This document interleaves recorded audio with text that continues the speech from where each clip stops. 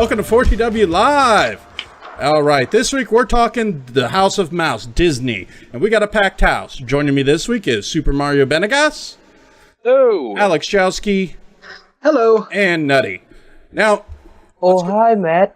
I know it's take two. Anyways, I'm a big Disney fan. I don't know about you guys. How are you guys with Disney? Big fans, just, casual because of the kids?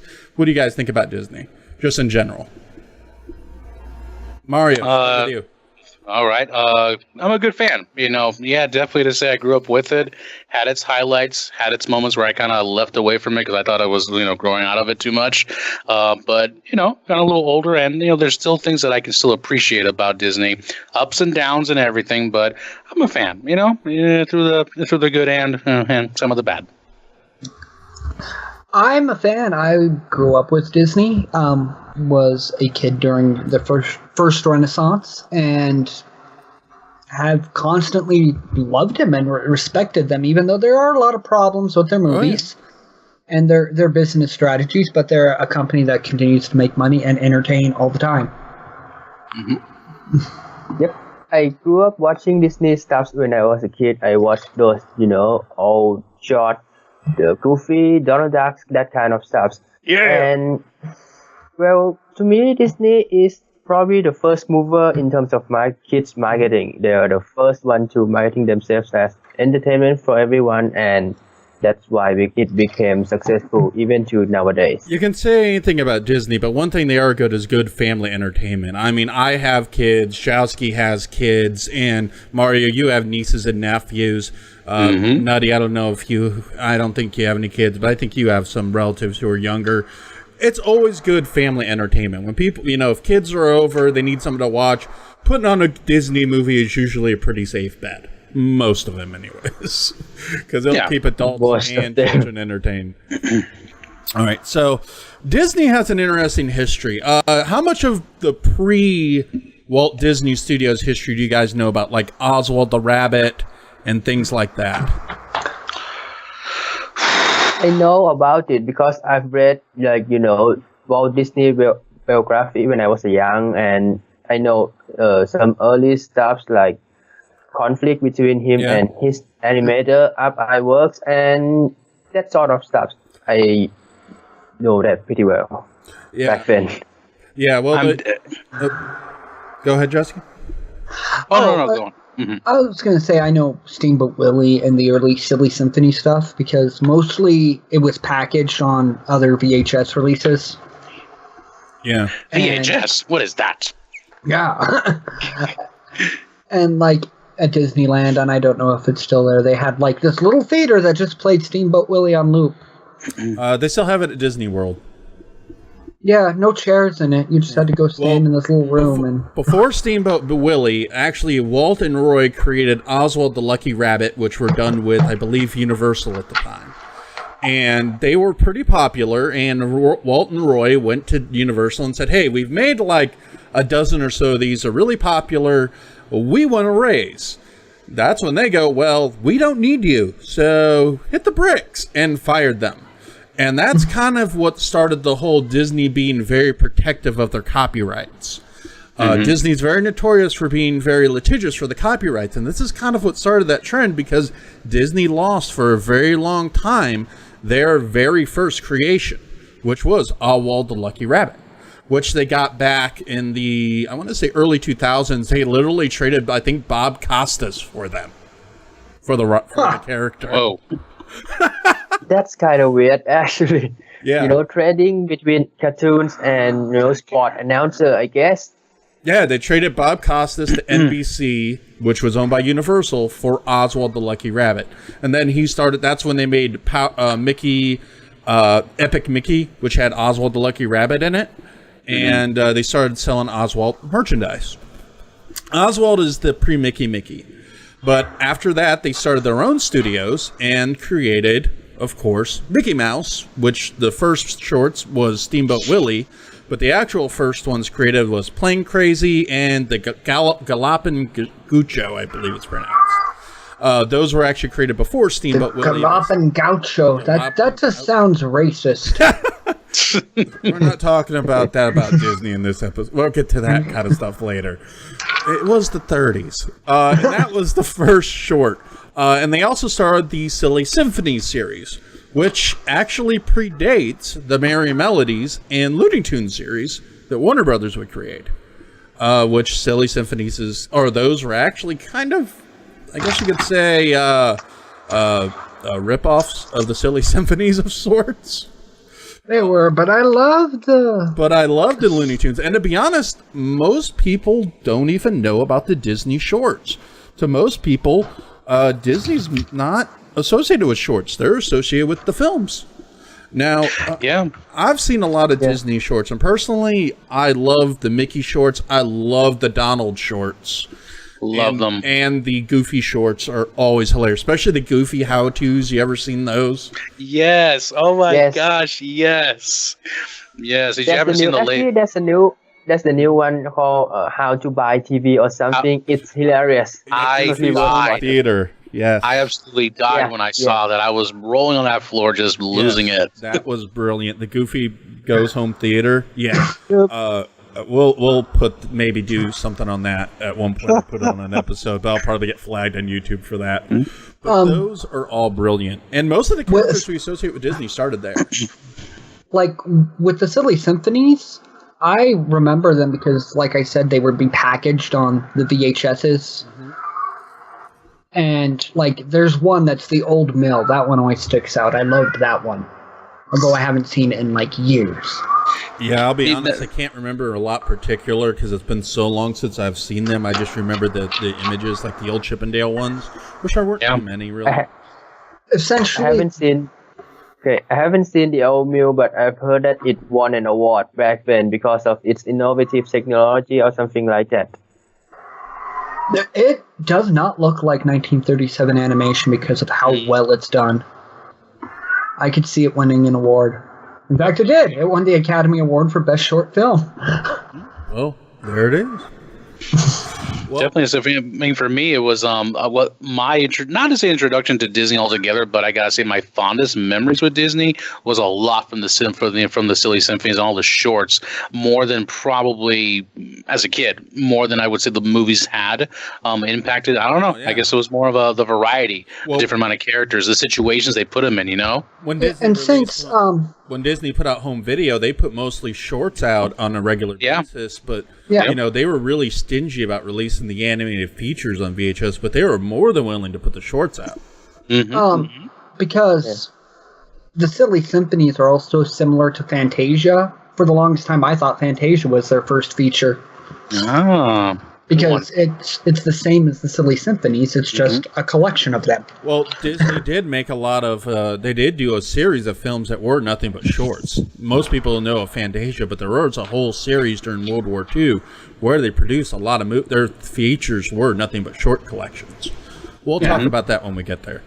Did Disney have any kind of involvement with doing some type of propaganda for the war? Yes, and we'll talk about that. Yes. I recall that it kind of did that. I'm like, all right. I've seen plenty of their war propaganda. Yeah. Oh, yeah. Some of them way worse than anything Warner Brothers did. In 1939 was Disney's first forte into motion pictures with Snow White and the Seven Dwarfs. Oh, yeah. After that, they produced a series of hits in what I call the first stage of animation, which was Pinocchio, Fantasia, Pinocchio 1940, Fantasia also in 1940. They produced their first theatrical feature-length live-action animation movie, The Reluctant Dragon, in 1941, and 1942's Bambi. And Dumbo. Yeah, and 1941's Dumbo. I love Snow White and the Seven Dwarfs. I consider it to be an absolute masterpiece of animation. It was the highest grossing film in 1939, and that's what allowed Disney to begin building their empire. Pinocchio, I enjoy it. I like it. But it doesn't really, strike me that strongly. Fantasia's a beautiful work of art. Not everybody's bag, I get that. Dumbo's also great. Another absolute classic. And The Reluctant Dragon I've never seen. And Bambi, I don't think I ever saw the Willing Dragon either. And Bambi, probably the first film everybody saw that made them cry. Yep. What do you guys think of the first stage of animation for Disney? My bits with is that these were definitely movies that I grew up with my grandfather. These were movies that me and him, he loved them too. I mean, that was one thing my grandfather never grew out of was, looking at things such as animation and such as movies like this.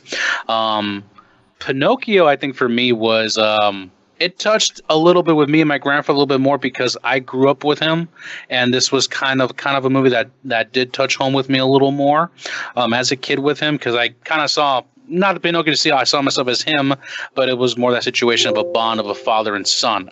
And that's kind of what I saw more in that movie with my grandfather most of the time.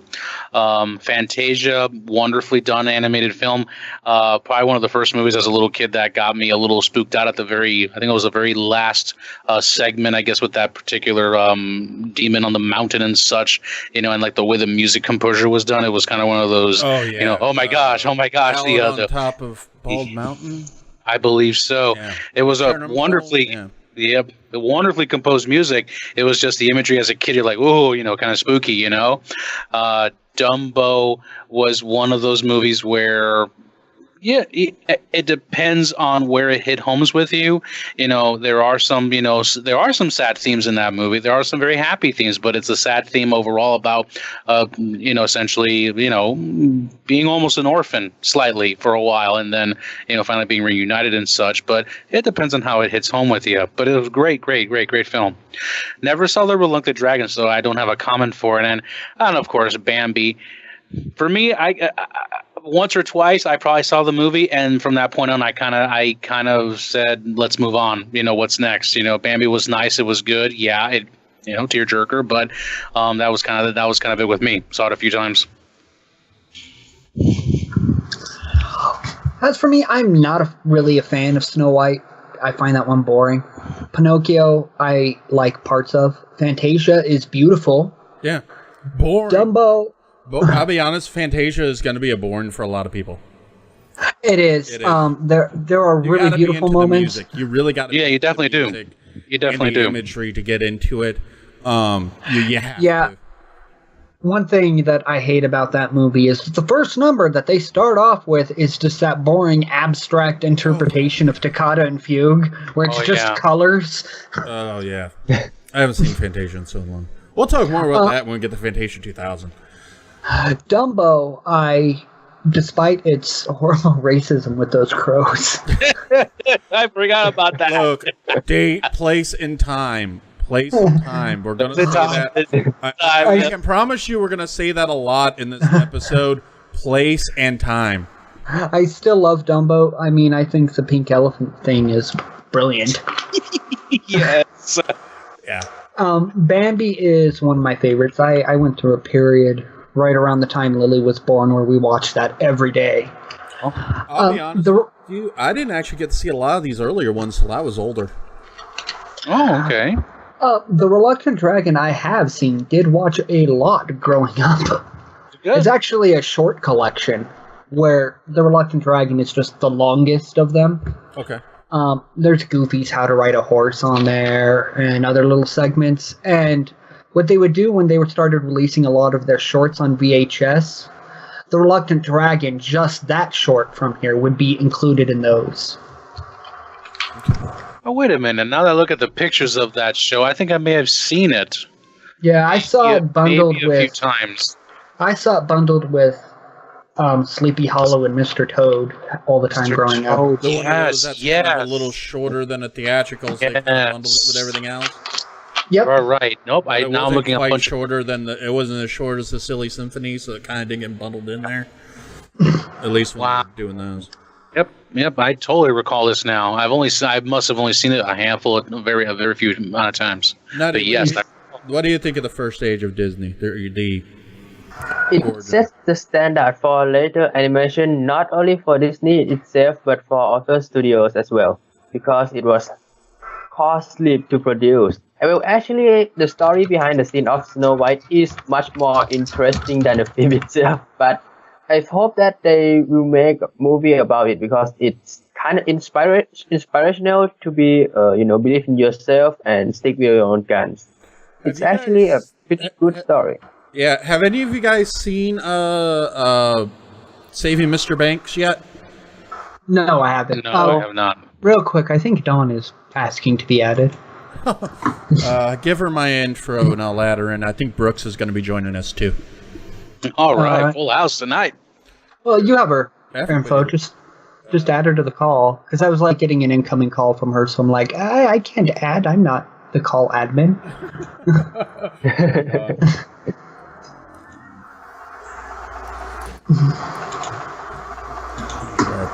But no, I haven't seen Saving. I missed it. Hang on. Not Tyson. God darn you, Facebook. Hit up the right people.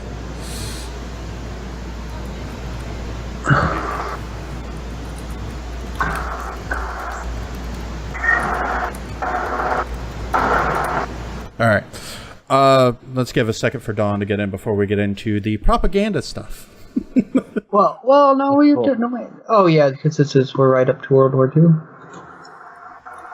Yeah. Yeah, we are at World War II. We're actually just at World War II. World War II, Disney kind of did something a little different, mainly because, the war was on. There was a lot going on at the time, and Warner Brothers and Disney both did this. They pretty much, instead of doing theatrical films, they were releasing short collections. And Disney did this specifically with Saludos Amigos, The Three Caballeros, Make Mine Music, Fun and Fancy Free, and The Adventures of Ichabod and Mr. Toad. And Mr. Toad. Oh, yeah. I personally, I haven't seen those short collections, to be honest. Never have. I've seen them, and they actually, not just World War II, yes, that was going on, but all those in the 40s, where it was playing with the fact that travelogue shorts were totally popular. Oh, yeah. All these videos of, this is what it's like in a foreign country. And basically, all those shorts were the animated versions of those. Mm-hmm. So there would be all these little short films about, here's what they do in this country. And it'd be like 30 minutes of following around an unnamed protagonist as they go around. And no, he'd have a name. It's like, and then John went to see the elephants. So these were actually, like you said, about 30 minutes long. I remember as a kid that either Disney took all of these and made them into just little sing-along little bits. Because I remember having a tape or a VHS back then that most of these titles were included, but they were about 5 to 6 minutes long, but they were just like the singing portions of those movies. The Disney sing-along VHSs? Yes. I watched like every one of those throughout daycare as a kid. Oh man, I used to see that. My grandfather was working in the garage, and that's why I would just pop it in right there and just watch it for hours. Okay, but I haven't exactly seen this segment in its entirety. But that's interesting. That's great, man. I like to see. I actually like to see all that in the entirety. Sounds interesting because I haven't seen all of this, but I may check it out soon because it's kind of like, fun educational stuff for kids about other countries. Well, it wasn't quite educational. It was very like, this is what this country looks like to a person in America that's never been there but has only seen pictures. Yeah. Oh. They did what they could. Yeah, they tried to make it just more entertaining and exotic than actual educational. Hey, I just got here. What are we talking about? Oh, we're talking about the shorts, the shorts collections that Disney put out before they started going back to features, and the travel logs and stuff like that. Oh, so like some of the like the Three Caballeros, Make Mine Music, Fun and Fancy Free. The only ones I knew of that were like the Legend of Sleepy Hollow and stuff. Oh, The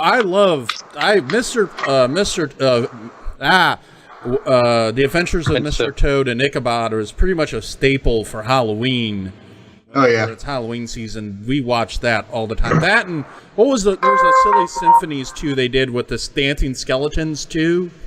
Yes, I've seen that. I've seen I remember that. many remixes of that too. Yeah. But yeah, those are absolutely classics in that era. But they also released Song of the South. Yes. Oh boy. The quote-unquote lost man. Disney movie. Now, I've seen Song of the South. How many of you have actually seen Song of the South? I've seen it. I have not parts seen of it. I have not I did seen when it. I did when I was about 7, so I guess I could say I've half seen it. Never seen it. Okay. My Now- daycare had it, and we would watch it all the time as kids. That They explains did. that. It was never on video here in the States. They get like some European bootleg. That's what we had. Yeah, it was in just a black box with like a printed out cover. But then Badly glued when to they it. opened up Splash Mountain, the ride at Disneyland, and we were there that opening weekend, and my parents were like, "Which Disney movie is this?" My sister and I were like, "Oh, it's Song of the South, and it's about the slave that's happy, and And my parents were like, "What? No." Now, Song of the South gets a lot of crap for being kind of a lost Disney movie. It's not lost. It's been released on Laserdisc. It's They been made a on ride. VHS multiple times overseas. Japan, Europe, they got it. It's just here in North America, it's never been re-released. In fact, they re-released it theatrically in the 80s. Huh. Not lost. It's just on Disney YouTube. hasn't released it. And to be fair, it's okay. Oh God, it is not okay. It's No, I meant boring. that I liked it. It wasn't that bad. It's not like one of those things where you gotta release it, though. It's not a crowning jewel in there. If it wasn't not released here in the United States, it's kind of like those other ones, the other shorts collection we were talking about earlier. It'd be grouped with those. It has a ride based on it because the Three Caballeros is in the Epcot Mexico ride. That's what that's now using. And Splash Mountain's based on Song of the South. Other than that, most people probably wouldn't even know what it is or even watch it, to be honest. It's okay. Well, it's based off the Tales of Uncle Remus, which was published in the 1880s. I did a whole dissertation on that. And the slave apologist literature of the post-antebellum era. Yeah, wrong show to discuss that, but yeah. For another show another to time. that on. Place and time, guys. Place and time. Yeah. Maybe I'll back in 10. Actually, that's the fun fact about Song of the South. Under the Japanese copyright law, the film is now in public domain, according to Wikipedia. Really? Oh, Which one? Song of the South? Yeah. Disney allowed something they own to go into the public domain? Well, it depends on who In was... public domain, but only in Japan. It's public domain. Only Yeah, in because Japan. this was in the studios at the era where they were still releasing their films through RKO, so they probably got the distribution to somebody else in Japan. They didn't start releasing through Buena Vista till Cinderella. Yeah.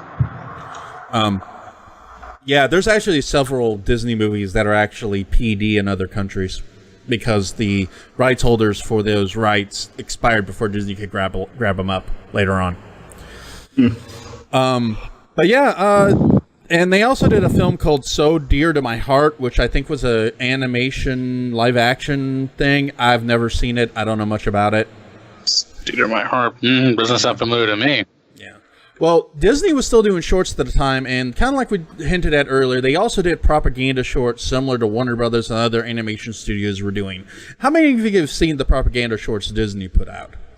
Yes. I've seen a few. I've seen a couple. You probably have to show I've them to seen me, and only I one. can tell you. I've Yeah. seen only one, the one that Donald Duck worked in, Nazi camp or something like that. Yes, That's the I've one seen I that. was- I've seen that one. Yeah. What was it? Didn't even have a character in it. Education for Death. I think that was it. Oh, I've seen that one too. Oh, I have my not gosh, seen this. What is yes. this? Oh, get ready, buddy. Oh, I must see this later after the show. That sounds amazing. Yeah, it's just about how bad the Nazis are, and this is why we're fighting them. They kill babies. I know there's some. I know that the Disney ones are kind of even more racy than some of the Warner Brothers ones, and the Warner Brothers ones are pretty bad. Like the Bugs Bunny lips and lips. Wow, Okay, first time I've ever seen Mickey hold like a machine gun. Oh yeah. What on God's green earth is this? He's holding like a machine gun, and he's like straddling like a bomb, and he's like being lunged into the air. I'm just looking at an old picture of that. I'm like, what? Have any of you guys ever heard of the I think it was Private Snafu shorts that were actually released by him for the Army? I've heard them. I've never seen them. They are awesome. Oh my gosh! Pluto in Technicolor. Then there's it's really fun.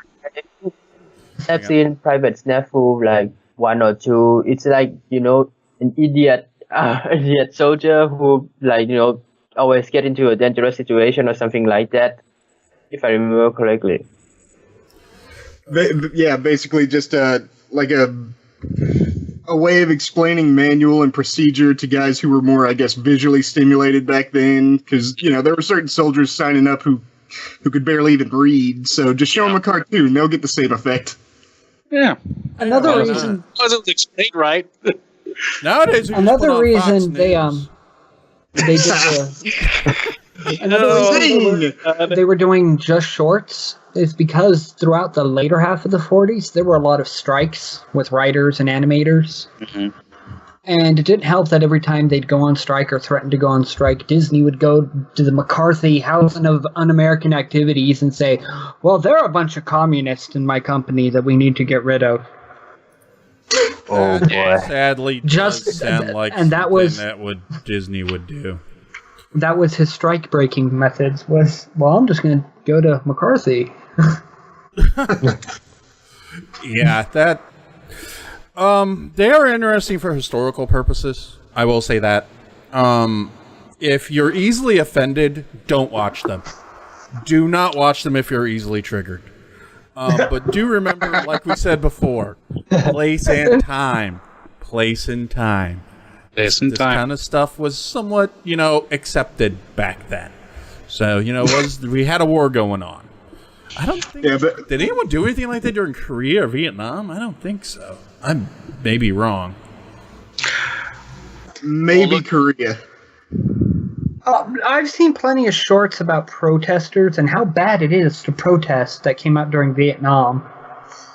Like, this is protesting, it's un-American. You're an American? Then support the war. Shorts.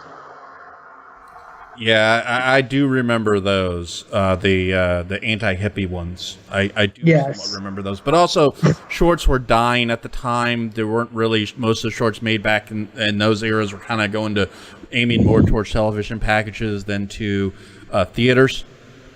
They went to television or schools. Yeah, or depending on the school, especially on like the film, those little film strips we used to get. There's a lot of them that were designed specifically for that. Lost my list. All right. So after World War II and after the shorts era, they kind of went back to doing features. 1950 was Cinderella, which I enjoy Cinderella. It's probably one of the most infamous for being butchered to the original story. But personally, I rather enjoy it, and I don't take any of that into consideration. Alice in Wonderland, which is actually, I think, their first adapted work from a licensed book, probably. I think Pinocchio went PD before they published. I think Pinocchio went in PD when they made it. Same thing with licensed at the time. Alice in Wonderland is long in the PD now. Oh, yeah. Peter Pan, which is my favorite early Disney movie. Lady and the Tramp, and 1959's Beauty and the Beast, which is, even if you don't like the content of the film... You mean Sleeping Beauty? You mean Sleeping Beauty? Sleeping Beauty, which is, in my opinion, Disney's absolute most gorgeous movie of that era. Yeah. I love Sleeping Beauty. The art, the animation, the cinemascope. It is fantastic example of early Disney animation. Yeah. I got to see that one on Blu-ray at one point at a buddy of mine back at Sterling. It was but when he showed me that, I'm like, wow, I didn't even think you could make an animated movie look even better, in that sense. But you're right, Matt. I mean, just whoa, just blew my mind. Yeah, everything's just done almost as a medieval painting, and then you've got all the stuff with Maleficent, which is just. What I really liked about Sleeping Beauty is it's not just an adaptation of the fairy tale; it uses the Tchaikovsky ballet of Sleeping Beauty. All the music in there is Tchaikovsky. Yeah, that they put lyrics to sometimes. Yeah. Oh, yeah. And that's why there's so much where there's no talking. It's so visually heavy because it's adapted from the ballet. Yep. Mm-hmm. A lot of it is. But it is also, it was Disney's big masterpiece. Disney himself considered this to be his greatest work. They put everything on the line for this movie. Because even though the other movies were doing okay, they really thought this might be their last feature. Because they weren't doing that well. Remember the shorts era, they weren't making a lot of money. Peter Pan made money. Alice in Wonderland made okay. And Cinderella did all right. But a lot of those are just classics because of, home video releases and later re-releases. Yeah, I consider Cinderella to be like the most Disneyest Disney movie. Yeah. That is like the epitome of like the Disney. It's almost pure sack. Yeah. Yeah. And Lady and the talking animals. Yeah, exactly. Yeah, pretty much. I saw Sleeping Beauty, and I saw a meme like a couple days ago that said, "What was it? Disney? What was it? Disney villains, or was it like villains like Maleficent? They're not. They're Disney princesses themselves. They've just been working in customer service for too long." Go with that. Peter Pan is actually my favorite from that era, just because of Sleeping Beauty is my favorite on the technical level.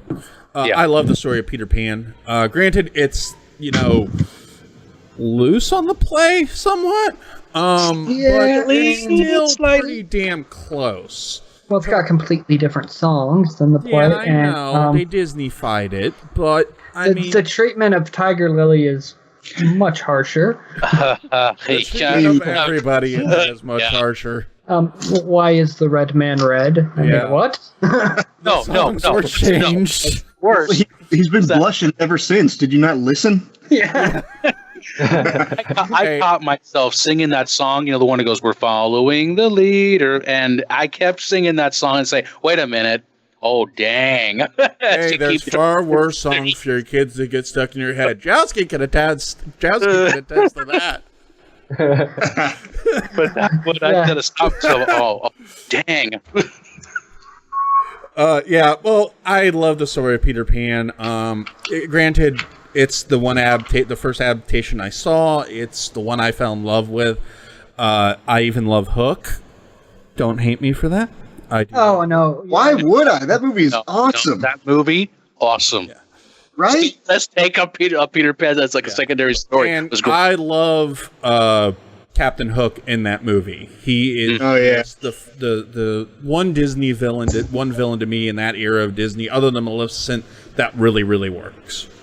The stepmother's is also evil, but Captain Hook is he chews that scenery so damn well. And I love him every minute for it. One thing that I did love that Disney did, which is the same thing that is usually done in Peter Pan plays, the guy who was the voice of the father was also the voice of Captain Hook, which in the plays of Peter Pan, usually the guy who played the father also played Captain Hook. That's some of my Captain Hook. little thing I like about that. Yeah. But unlike in the book, or unlike in the play, they actually had a boy do the voice of Peter Pan instead of a girl. Yeah. Oh. Well, they don't always use a girl for the stage either. It's just Mary Martin. They used to. In the original Broadway play, Mary Martin was a rather tomboyish-looking woman, and she had that light enough figure for people to make fly around the stage. The others were kids. I mean, anybody could toss a kid around, but an adult, they needed a really light figured woman. I see where you were going with that. I was like, we get it. We get it. It's a little more to get in the air. Little trivia, little Bobby Driscoll, who was the voice of Peter, was actually, I guess you could call him the first Disney kid. Because he's in a lot of Disney stuff after that. Because he was in Song of the South, So Dear to My Heart, and Treasure Island. And Treasure Island. Woo, classic right there. Yeah, he was one of the first Disney kids. Virginia... the first one kind of be Virginia Davis with the Alice comedies way back in the pre-Disney era with the Alice comedies, but which were shorts kind of with live action and animation that were kind of takes on Alice in Wonderland. But yeah, he was kind of the first Disney kid. To me, this is probably Disney's second best era in movies, to me, in my opinion. Is this era here. At least for consistency. Any do you guys agree that that's probably Disney's second best era? Probably in films? Yeah. It's a good era, yes. Yeah. After Sleeping Beauty, like I said, they were having some financial issues, and the inevitable layoffs happened, and Disney wasn't exactly in his best of health. They were already planning Disney World, or Disneyland at the time, I believe. I was about to ask that. Weren't they already getting the parks designed at this point? It was already getting designed, and Disney World was also, and I think Disneyland was in the process of being built. We're not talking about theme parks in this timeline. But Disney was in financial straits. Well, in 1961, they released 101 Dalmatians, which was the first time they used Xeroxography, or they used Xerox technology to copy the animated cells to film. I like 101 Dalmatians, but oh my god, is it a dirt... Every film that I'm going to be mentioning on this list has some really dirty animation. And it is dirty. Meaning like the style of how it was done? Looks like the lines are incomplete. It has this weird look. I see what you mean. Yeah, I see what you mean now. Which are 101 Dalmatians, Sword of the Stone, I can see that. Jungle Book, which was the last Yeah. movie before Disney died, and The Aristocrats, and we'll talk about this one later, Robin Hood.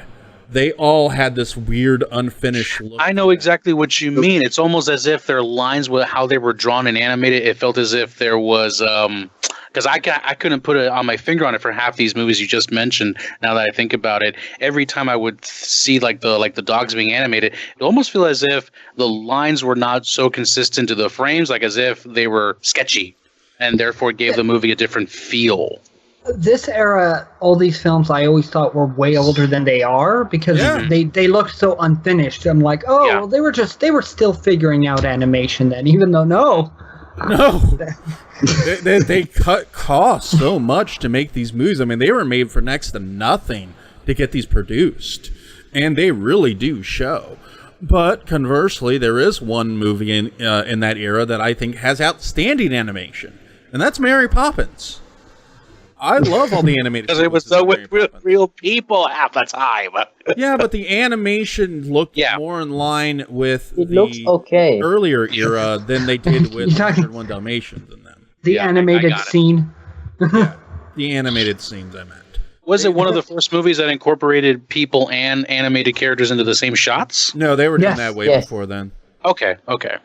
When was Pete's Dragon around there? They did the same thing with that, didn't they? Yeah, because I recall. 1977. That came 77. Okay, that was later. 77. That was later. We'll talk about that one. That's in the next list. But Sorry. but they also released in 1971 Bedknobs and Broomsticks, which also had pretty good animated sequences. It wasn't too bad. I recall that one. Just a dull story. I did not like that one. No, I've watched it a couple times. I'm not a big fan of Bedknobs and Broomsticks. I love Mary Poppins, though. When did 20,000 Leagues Under the Sea come out with Disney? Wasn't that in the late 50s? Yeah, that was in the 50s. I remember. That movie was so great. That movie's long overdue for a remake. I remember watching Bedknobs and Broomsticks and hating it, and like, what are these kids in their TARDIS bed? I hate this. Oh, you kids in your world. I'll join you. I'll join you there too, man. I was like, what's this about? What's all this? Why is Jessica Fletcher flying around with these kids? Are they out to solve a murder mystery in animated land? Because I'd love to see that movie. And like you would expect Sword in the Stone to be about the Arthurian legend, but that's only like 10 minutes of the whole movie. Little minutes of the movie. You know, that movie gets a lot of praise. I am not a big fan of Sword in the Stone at all. I thought it was okay. I hadn't seen it for the longest time, and everyone talked so much about it. But when I finally got to see the whole movie, I was like, man. It's actually a mid movie. I love that movie, but whenever someone says I didn't much care for it, I thought it was boring. I completely understand. Oh Yeah, like I liked I won't fight you on it. I liked the opening and the ending where it's actually based on the legend, but the whole middle chunk where it's like Merlin and Arthur like, today let's turn into birds. Let's be fish today. If you want to talk about the most Disney-fied probably movie where they completely went off the rails when it came to the source material, this was probably one of the biggest examples of that. Yeah. It really honestly is. But to be fair, you really couldn't adapt the theory and legend a lot into the Disney universe. There's a lot of incest. There's a lot of matricide and patricide, a lot of sex. Actually, you can get closer now. I mean, Disney is getting better at doing these dark epics for kids. That is true. Thank goodness, because I've been getting kind of bored with these last, 5 films. Don't talk about that. But Jungle Book was actually Disney's last movie. And that's actually one I enjoy the songs, but the animation and story is, again, boring to me. Go ahead. Sorry, I saw that there was some article that was spinning around out there where it was Disney reusing animation cells for a lot of things, and it was all movies from that era. Robin Hood is the big. Robin Hood, 1973, is the biggest example. A lot of that was redrawn Jungle Book, and a lot of that was redrawn Jungle Book. Curious, really quick, guys. Just a quick question for everybody here. On the Jungle Book, and the basis of how the Jungle Book was portrayed, and that then has how nothing to do with the book. It has nothing to do with the book. Outside of the plot points. Precisely. But looking at construction-wise, how it was made, how everything was conveyed and such, and then looking at the newest one that just came out now, let me just take your ideas on it or your opinions on it. Which one did you like the best? Personally for me, I watched them both, and for some reason I still go back to the animated film to say I enjoy the animated film more than I actually did trying to watch the Uncanny Valley, which was the 3D CG animals trying to interact with a real child. Yeah. Where I was like, this is where the movie lost it. You pretty much should have made Mowgli a 3-dimensional child or something to keep everything balanced, because you can kind of go from one extreme saying a person and a cartoon character done in a certain way, you get an effect and you get this interesting, whimsical, wow, how do both these worlds, interact with one another? But when you've got an Uncanny Valley 3D super hyper realistic lion, where you could have just tried to pay the real lion to do it, and you've got a live child doing this, that bridge just looks weird. And I for the love of me, I couldn't get past half the movie. In the 60s and 70s, there were other studios, at least one, that did live-action versions of Jungle Book. Yeah. Oh, okay. I didn't know that. Based off Rudyard Kipling's book, so they're better to the source material that used real kids with real animals. Okay, all right. They didn't interact that much because, there's only so much to do. Yeah, there's only so much. There is another. So a lot of it would just be like a kid petting a tiger and a narrator talking about it. Yeah. Disney did that. Disney did that with the Daniel Day-Lewis Jungle Book. And you also got Andy Serkis is making his Jungle Book movie that's coming out. Okay. Just thought to ask, just to see what everyone's idea was with it. That's all. I haven't seen the new one yet. I keep hearing a lot of things. It's okay. But the Jungle Book itself was, it's okay. So, Scarlett Johansson's in it? I prefer Tailspin, but that's just me. Tailspin. Sorry. Yeah, I've been watching that with my son lately. He loves Tailspin. Love that show, man. I think I want to just find the musical numbers from the new one on YouTube and see how those measure up. Don't do it. No, don't do it. I just want to hear Christopher Walken. And I want to be like you. No, he likes practically straight verses. It's hilarious unintentionally. Did you see the Walken Peter Pan? No. Good. Don't. It's just as bad. We'll talk about So, live action remakes of Disney at another time. That's a whole topic and a show in upon itself. So Robin Hood. Here we Robin go. Hood, 1973 is the first movie made after Disney's death, but he did have input into it. I'm okay with it. I don't hate it. It's one I actually do enjoy, and I go back to every once in a while. It's entertaining. Yeah, it's entertaining. I can put on with the kids and have a good time. After Walt Disney died, it's like the company was so confused about what to do. Because everything from here until halfway through Eisner, Katzenberg is just confused. Yeah, everything. I mean, there's so many tonal shifts, and they tried different ways of marketing. Pretty much 73 through 88, it was a confusing time. Yeah, like Robin Hood, great opening, but I can't stand the rest of the movie. Oh, I enjoy it. It's Jungle Book with Robin Hood tie. Yeah, pretty much. It's Jungle Book with clothes. Jungle Book with clothing. That's exactly it. Yeah. Without the little kid. Winnie the Pooh is a classic, and a lot of that is the strength of the source material. Yeah. Mm-hmm. But because of that movie, that's the voice and image for Winnie the Pooh that everybody has. I can't do it. Yeah. I was very happy when they were talking about that they were bringing that new one out that happened a couple of years ago, that they were going back to hand animation. I said, "Oh, thank you." Not another movie I've never seen that. killed. I do not want to see a CGI Pooh. Neither did I. That was kind of me. I was like, "No, man." Well, we got a CGI Pooh movie. That's the Emoji Movie. Oh my god. Oh, God. Ding. Oh, seen it yet? Yeah, I'm actually, I'll admit it, I'm not a big Winnie the Pooh fan. I'm really not. That's fine. No, Winnie the Pooh kind of sits with me as, I know who they are, I know how the story goes, and it was a little delight, when I hadn't seen it for like eons, it was good. But if I saw it too consistent, it was like, it's too much, Winnie the Pooh. It's too much. The Rescuers was, in my opinion, kind of them returning back to a more traditional style of animation. It looked more polished and finished than the previous 1, 2, 3, 4, 5, 6, 7 films. It looks way more polished. It looks like they're starting to get more budget so they can complete the animation. It was pretty dark though as a movie. Well, this one did not have all the rainbow light colors. That's the reason why. It was also the beginning of Don Bluth, Rob Clements, and John Musker's, and Glenn Keane's tenure at Disney. These are the guys who would bring us Pete's Dragon, Black Cauldron, and pretty much the entire Disney, except for Bluth, the entire Disney Renaissance. Bluth would go on to make his own studio, which makes for his productions make for a completely different topic.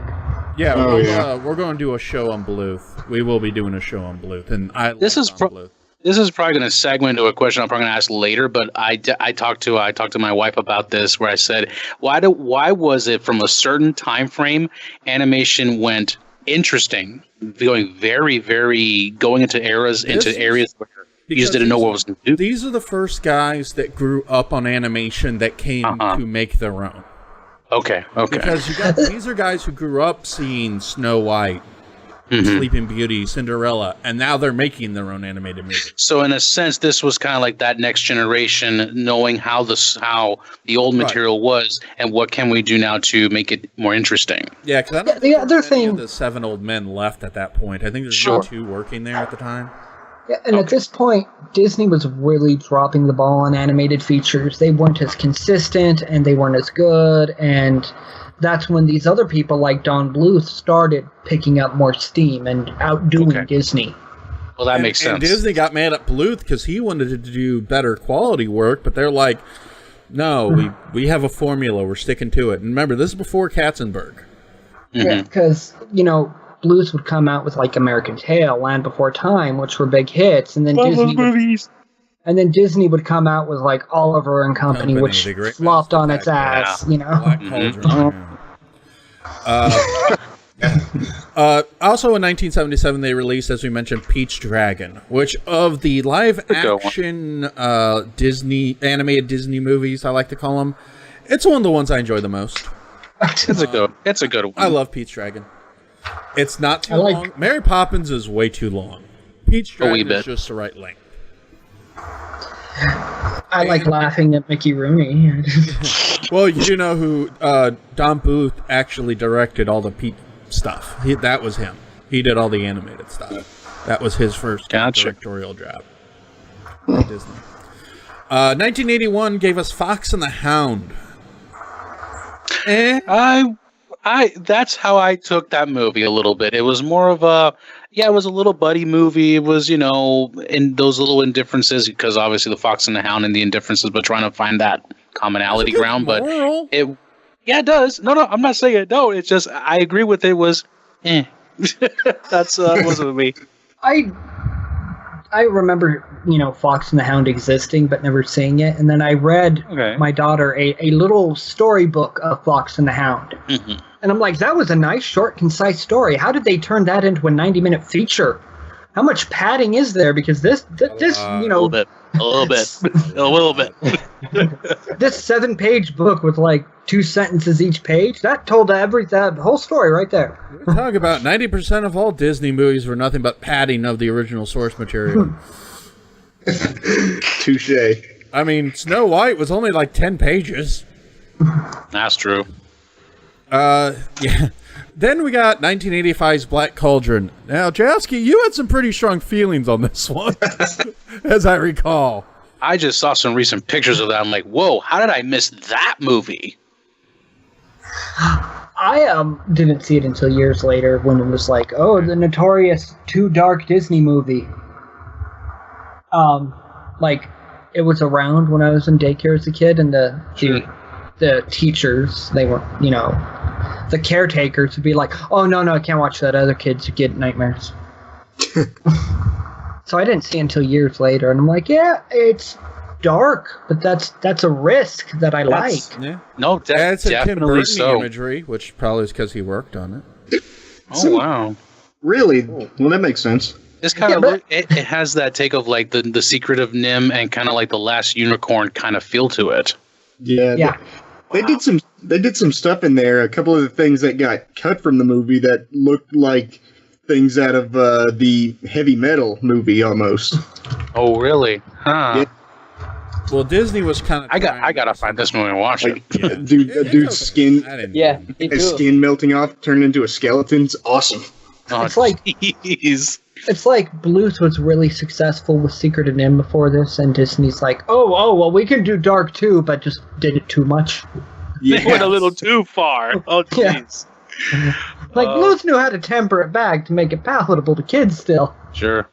Yeah, and Nim had some really. Secret of Nim, the Great Owl, man. To this day, that Great Owl spooks me to my dreams sometimes.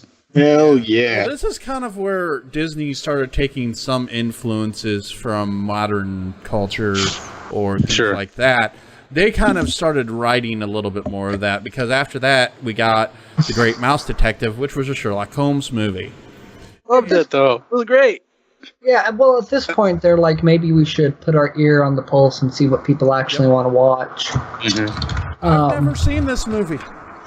Dude, Great Mouse Detective? man. No. You've not seen it. It's a good one. Shame. Although- it's one I never got around to. It's a good one. It's You a know good why one. it exists? No. Because the year before it came out, young Sherlock Holmes was a Sherlock Holmes huge came out. success. Oh, okay. Popularity-wise, I guess that was probably the craze. And roughly there was days. all kinds of Sherlock Holmes stuff. They want to do new TV series and things, and Mm-hmm. so that's why you get this mouse version. Because it's Disney and they're mice. Yeah, because this is the era where they were trying to figure out, okay, we're gonna see what people want, and so they started to, rather than we're Disney and we do whatever we want and you like it, they're like, okay, let's see what people like and work towards that.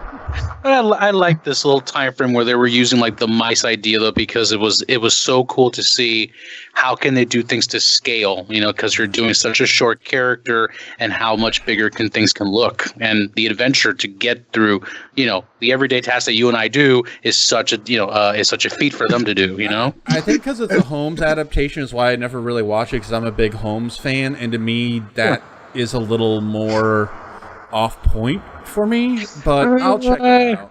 Yeah, if you get a chance, it's more of a watch it with more to say. It's just Disney's little take and adaptation to, one. Of course, Disney fight it, but it was done good. Yeah. I really like it. The villain is great. Oh yeah, Awesome. Yeah. I will definitely. The last scene in that movie, I was like, whoa.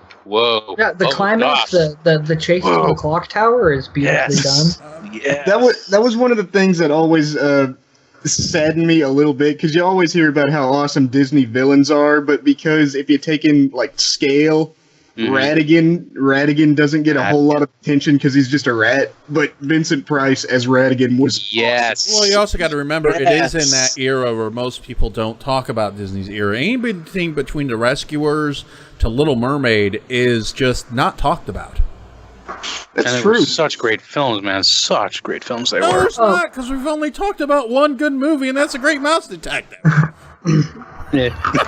Oliver and Company came after that, which my sister and I actually were talking the other day when we were trying to remember what was 80s Disney when there was all this good blue stuff. What was Disney doing? And she mentioned this, and we're like, "Oh yes, Oliver and Company." I must have seen it once, but I've never seen it that again. horrible idea where they're like, "Let's take the story of Oliver and let's make it all music by Billy Joel. He's hot with the kids, right?" This is the first and only Disney film I saw in theaters until Atlantis: The Lost Empire. I kid you. No, I'm sorry, Aladdin. Until Aladdin. Okay. That was a break. That was a bit of a break. Because I never saw one in theaters. That was the first Disney movie I saw in theaters. Not the one you want to go in on, people. Yeah. Maybe not Oliver and Company. That'd be like my first Bond movie was Die Another Day. Oh, I'm so sorry. Oh, no. Should have at least tried GoldenEye. Should have tried. The problem with Oliver and Company is they're like, "Yay, music by Billy Joel," but no, it was 80s Joel. They only do 80s Joel. Yeah. All right. Nutty, what did you think of Oliver and Company? You haven't been talking much. Sir, are you still there? Are you alive? He enjoys listening to us. It's cool, dude. It's cool. All good. All right. Now, 1988 came what is, I still say, the pinnacle of classical animation mixed with live action. Oh, yeah. Who Framed Roger Rabbit? Which was Disney's first hit in over a decade. To this day, I everyone's here going to probably talk about the scene or the shot, but to this day, when Jessica Rabbit first came on stage, it was is about exactly how his face was about the same way I felt that when I first saw it, like, whoa. Jeez. The thing I absolutely love about Roger Rabbit is, because I was 8 at the time, watched it at the drive-in, because that's where you take kids. Sweet. You take kids to the drive-in, not the actual theater, because they're loud and annoying. But yeah, you get to play in the dirt if the movie's boring. But at the time, they would still show cartoons before the movie. Oh yeah, the little Rabbit shorts. They would show all kinds of different shorts. Yeah, the other little shorts. Yeah, but this one, I think it was a VHS one that I had. Like they put Roger Rabbit shorts after like in the Honey I Shrunk the Kids and a few others. Yeah. But the way Roger Rabbit starts is with that Baby Herman short, but then they call cut halfway through. And I didn't know that was the movie. It totally trolled me as a kid. And I'm sure that was the intent. And then you got to see how he was. He was like this 35-year-old guy talking like, what? I was like, what's happening? Excuse me, toots. I'm like, what? I don't remember if I saw this in theaters on video. I really can't. I just remember I was young at the time. I was I was probably 6 or 7. But I remember seeing it and being like, wow, all the characters that I love in one movie. Donald and Daffy, Bugs and Mickey, Yosemite Sam, all these characters that I loved and grew up with, and it was dark. Yes, it was pretty darn dark. This is actually the movie that got me interested in noir movies. Yeah. That's a good one. That's a good one to get in on, actually. Oh, man, especially the taxi cab. Oh, yes. Yes. Benny the Cab. Yes. Benny the Cab. I loved it.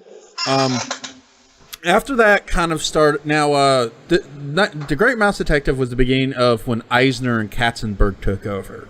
Now, we kind of skipped over that, but let me go back on that real quick. Roy Disney, who was the son of Roy O. Disney, I believe he was the one who kind of started the initial war to get out the current head of Disney at the time and instill Eisner into that role as CEO of Disney. Ironically, he was the person who also got him ousted a decade or so later, 2 decades later. But Katzenberg also came in and kind of took over Disney Animation, which is kind of when we saw the change of tone. The Great Mouse Detective was the first one he was involved in. Oliver and Company was kind of a leftover project they were already working on prior to them taking over. But Little Mermaid was the first one he had real full hard-on control over. And Little Mermaid is, in my opinion, the beginning of the what most of us call the Disney Renaissance. Yes. And in terms of marketing, this was the go for it. In terms of marketing, an amazing movie. Oh, go Nutty, go. In terms of go for it. In terms of, sorry for being quiet for a long time because actually I'm more of the last action Disney stuff and Pixar stuff. So when Matt says that, okay, we're gonna focus on animation, I think, oh shit, I'm done. Because to be honest, I've seen only few of the titles you mentioned because it was at least in Thailand, it's not those titles. And what many people remember about Disney when we say a Disney movie, they always think of Disney Princess, 101 Dalmatians, stuff like that. In fact, the first time I've heard about Who Framed Roger Rabbit is AVGN. I'm not kidding. Really? That's the first time I've heard that. Wow. Yes, a film about the animation and it has Looney Tunes and Disney characters in one movie. That's where I heard it for the first time. It's AVGN. But by the way, for Little Mermaid, I think in terms of marketing, it was a comeback because they know that the little girls are, the target group of the company and they need something more than, Snow White, Cinderella, or that kind of old stuff. So they brought Princess Tales again for another time and it was successful because they knew what the market wanted at the time. Yeah, Disney did skew. I mean, the earlier films kind of do have a kind of female target. And later during the Rescuers, to that kind of transition period, they really did kind of try to skew male, didn't they? Definitely looking at the titles, you're about right. This definitely was trying to show it more on the I don't know who they were targeting, boy aspect. Oliver and Company, but Billy Joel fans, but only 80s Joel. Music enthusiast. That's what I was. Little Mermaid. The reason why I love redheads. Just saying. Little Mermaid. Okay. I was okay. This was like during adolescence time, all right? Or shush. Exactly. I was 9 when Little Mermaid came out, and that was like I was asking Santa for that movie. I want to go see the movie because she was like my first crush. I think she was all of our first little crush, man. Her and Yvonne Craig. But the songs by Alan Menken and Tim Rice. Yeah, Tim Rice also did lyrics. Yeah, were some of the best songs Disney did, and it just got better from there for the next few films. It's like there's this bump with Rescuers Down Under where you just kind of like want to forget because Little Mermaid, Beauty and the Beast, Aladdin, Lion King, those were just hit. Down Under was not Katzenberg. That was Eisner wanting to do sequels, and we're not going to talk about this in this episode. Eisner wanted sequels, and he wanted them bad. And Rescuers Down Under was their first attempt at a sequel, and it was the only one I can remember that was theatrical. Fantasia 2000 doesn't count, and there's a reason why. It was the only one that wasn't theatrical, that wasn't for a long time, or from the television studios. Lilo and Stitch was produced by television. Rescuers Down Under definitely was one of those movies that hit me when they were first showing CG and CG kind of built in as the background mechanism where versus the characters were animated.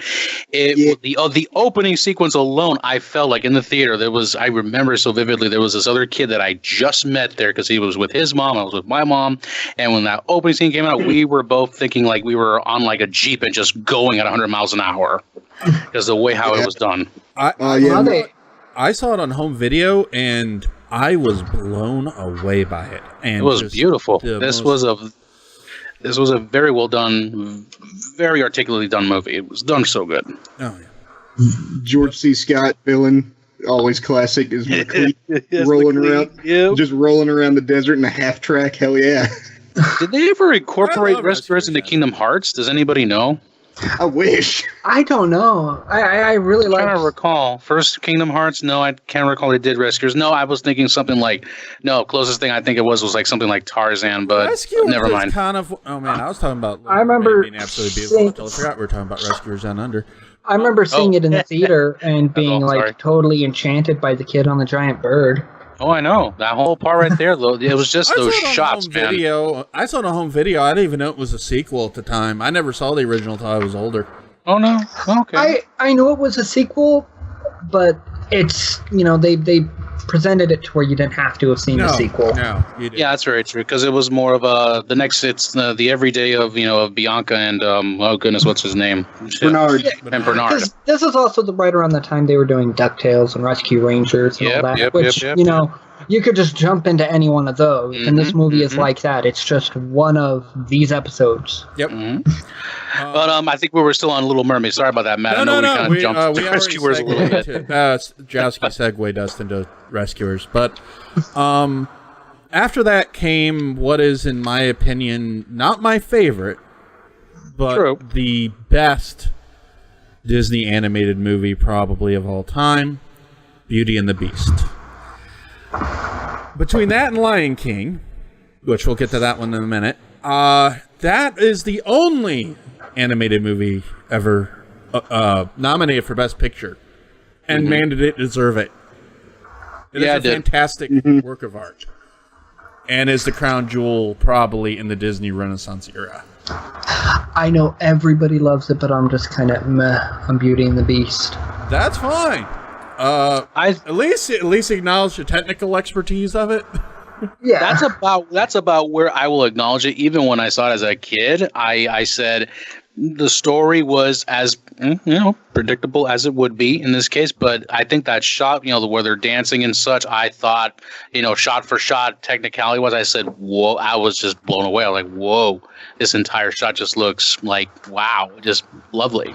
But that, but I recognize that. And I love Gaston. Gaston is just a fun villain. I love that song. I used to sing it all the time.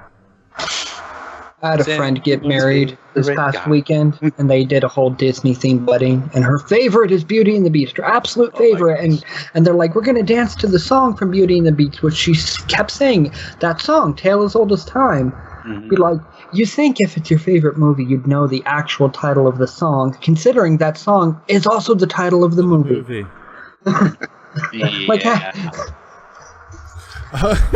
And also Disney, they won They won that award for Best Original Song that year, and I think they also won the previous year too.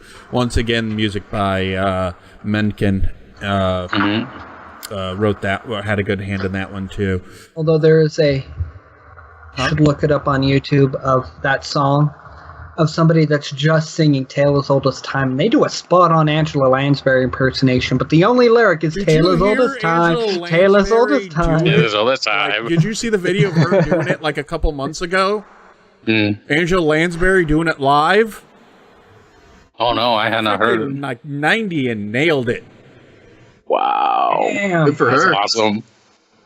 Look it up. Angela Lansbury. She did it like it was like some sort of I think it was during the she was doing something, but it was like right after her birthday and this year, and she did it, and people are like, holy shit, no cue cards, no nothing, she remembered it.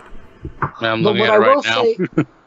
Is that this animated thing, it is magical and enchanting, it's beautiful. I mean, I get bored with it, but that live action thing is a horror. It's Well, we'll do something on that one of these days. The Disney remakes. Ugh. I haven't seen it like yet, when you but- take these fantastical animated things and try to put them in reality, you get, Mrs. Potts and Chip look like something out of a Del Toro movie. It's horrible. I get doing the older ones like Sleeping Beauty, Cinderella, things like that. But why are you doing movies that are less, that there are still people alive who remember it in theaters? I think it's probably because Disney's still on the bandwagon of saying that lightning struck at. They just re-released and they think it would strike again. They just released these movies in theaters again, less than 5 years ago. I know. But I love Beauty and the Beast. Nutty, Brooks, got anything on Beauty and the Beast?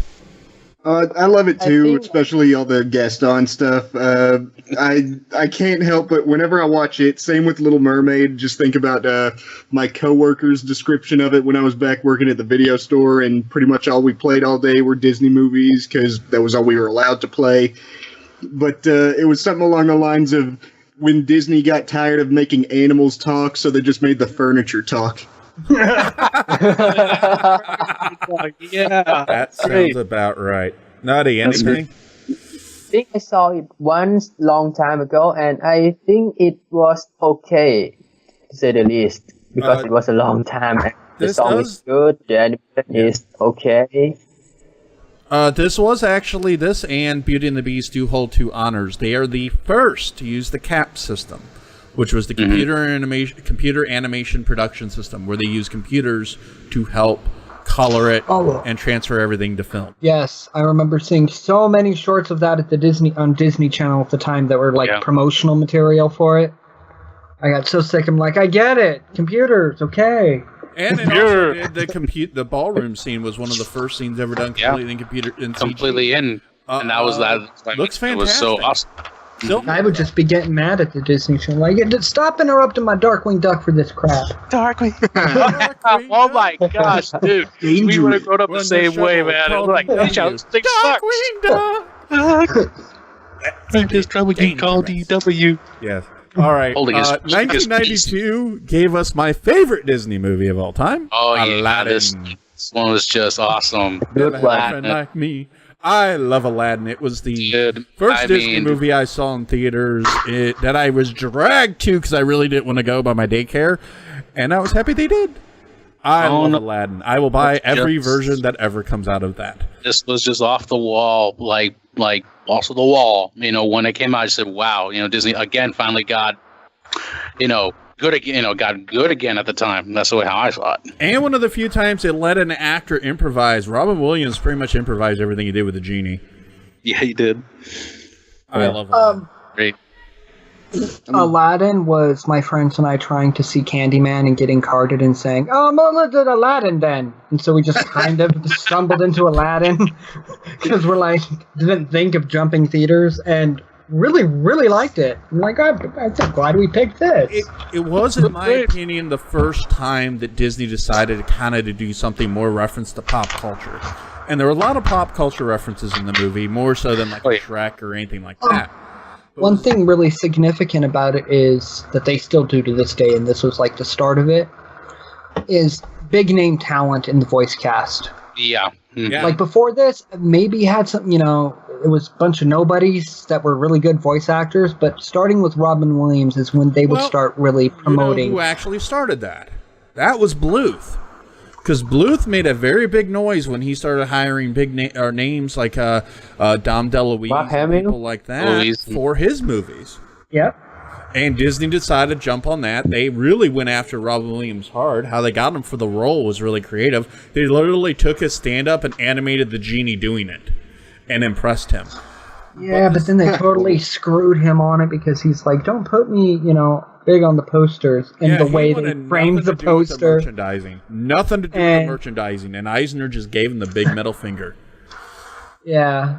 It's like, okay, well, we'll only have you in like 1/4 of the poster, but his 1/4 of the poster is all of the edges. Yeah. It was. He couldn't have been on more than 25% of the poster. And that wasn't what they did. Ironically, when he made up with them, they did the same thing to him a second time. Yeah, and like the trailers were, he's like, don't promote that I'm in this. Let it be a surprise. Trailers were all, Robin Williams as the genie. Here's a joke. Robin Williams as the genie. As the genie. Yes, they all were, but he was brilliant as the genie. Yes, he was. He made the movie. The game, by the way, play the Genesis game. Really fun platformer, by the way. Oh yeah, I remember that and Lion King. Oh, and Lion King, and of course the Capcom, DuckTales and those games. We may do some of those one of these days. But I loved everything in there. Jonathan Freeman is Jafar. I love Jafar as the villain. Granted, he's not my favorite villain of this era. He's in my next movie, but he was fun. Freeman, by the way, is actually doing this. He's playing Jafar in the Broadway production. Oh, Awesome. He's one of the few people that does the same character in the Broadway show. Although, then you got Gilbert Gottfried as Iago. Yeah. Probably one of his only roles that he was all right in. Oh, yeah, and Gilbert Gottfried actually fits for that role. Absolutely nailed it, but know, I get it. It's just, what else? You're like, ugh. And the sequels, he just gets worse. He got so much. He was on the TV series too, right? Yeah, everyone. Yeah, came he after was. this series Wow, except so for his Robin. contract went Robin all the way Williams. through it. Robin Well, Williams. Robin Williams didn't. He didn't. Not afterwards. Yeah. There was Well, a wait a Dan second. If I recall, Castellaneta. didn't he come back for the third Aladdin movie? Yeah, and then they screwed him again on it. Yep. Aw, dang! No way. In fact, Castellaneta recorded all the dialogue for the genie for King of Thieves, the third one. And when they got Robin Williams back, they threw out his recordings. I didn't mind Castellaneta doing the genie. I mean, it was Homer Simpson being the genie. I didn't mind it in the TV show. And it's actually one of the Disney TV shows that wasn't like the Disney afternoon ones that was a spin-off of the cartoons. I actually enjoyed that one. It was a continuation from the movie and such, which was good. I think Aladdin was one of the very few movies that did that. No, Little Mermaid did. Aladdin did Little it. Mermaid wasn't like a continuation. Little Mermaid was like pseudo prequel. It was a pseudo Oh, okay. They did Tarzan, which was also kind of a mid-quill thing, I think. Yeah, I recall Tarzan. And Lilo and Stitch had a series, which we'll talk about that one a little bit. But I actually liked the Lilo and Stitch. we'll talk about that in a minute. All right, But let's go. 1994 gave us The Lion King, which was Disney Does Shakespeare. That was basically Scar Disney just dropped. is amazing as a villain, and I watch it just for Jeremy Irons as Scar.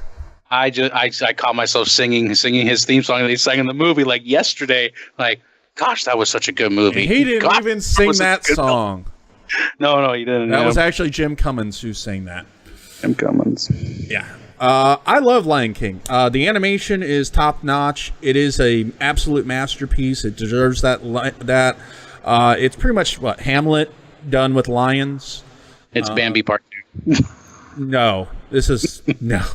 And it's probably one of those Disney properties that gets milked to freaking death. It does. Oh my god! But again, it's also the highest money or highest grossing animated movie of all time. For a long time, it was. Lion King, it is a very beautiful movie, and they knew it at the time because the way that the trailers for that were actually just the first 5 minutes of the movie. Mm-hmm. It was the whole circle of life right up to the title, and we'd see this trailer, and everybody would think they're like, "Did we walk into the wrong movie?" Because trailers at that time were still, in a world, things coming at you, and this was just one man, one desire. Yeah, and so to not have that, to just have Circle of Life in its entirety, it kind of freaked people out, but it was entrancing, and they all went and saw it. I think it was to get the message out and get it out, right there in your face. Like, And it come watch that movie. And it was Caps at its best. When they got the computer, the Cap system down pat, Beauty and the Beast was fantastic. Aladdin, they played with the colors a bit, but everything was still brownish and bluish. Lion King was just all the colors of the wind. Before Pocahontas, and it is a absolute delight. I love Lion King. Oh yeah, man, those were awesome. And I would say from about 1995 to about 2003 is where I pretty much said I've outgrown Disney. See ya. That's what a lot of us did, but also that's also where Katzenberg left because who was it? Eisner's his second in command died in a helicopter crash around that time. Okay. What the heck was his name? It's actually the reason I didn't outgrow Disney, because my mom dragged me to it because she wanted to watch it. And I was like, but what if kids from school see me? Because I was like 7th, 8th grade then. Yeah, we were going through that time, man. My gosh. Wow, I'm looking at it again. I'll take it back. 1995 till about 2009. This is the last one I saw until Atlantis. This is the last one I saw. And yeah, my mom dragged me to it, and I complained, but then really, really liked it. And then she's like, good, now don't judge movies because they're kids' movies. And never did after that. That is a very good example of a kids' movie being able to be, dark enough to still like as an adult. Mm-hmm, oh, yes. Most definitely. That death scene is still awesome. Mm-hmm. Mustafa's death? Yeah, just getting chucked off the side of a mountain by his brother. Yeah, man. That was just whoa. That's some deep stuff. We had to do like an entire essay thing like that when I was in 8th grade. It's like, I want you guys to write an essay to compare this to compare this to Shakespeare and such. And it was interesting. We were, unfortunately, many of us took it literally. So we said, well, they're not animals. Well, animals don't talk. And I'm like, what? Guys, I think we all kind of missed the point here. Talk about the writing aspect from the movie. There is no baboon doing jujitsu. Thank you. Exactly. It definitely, of all the Disney movies, I think, of the time, and maybe even going back to the golden era, it's probably the most adult. Because it does have adult themes, it is adult-oriented, even though it's still a kid's movie, the plot overall was an adultish plot. And it worked very well. The whole sex in the writing, in the sky thing when Simba lies down, all those little things in There's sex in a Disney movie. The petals in the wind. It's SFX. Anyways. The thing I did not like about Lion King, except for Circle of Life, I hate the music. I love the music. Hakuna Matata's fun, but I like all the music in it. I can't not. But Can You Feel the Love Tonight? Okay. Yes. It bored me, and you would hear that song everywhere. It was like every other song on every single radio station. I think in as far as I can remember, now correct me if I'm wrong, that's the first Disney song I can remember being on Top 40 radio when Top 40 became a thing. You would hear Beauty and the Beast some, but not as much as that song. No. But, of course, the one that really broke the top 40 was, what's your name? Somewhere Out There with American Tail. And Disney wanted a Somewhere Out There so bad.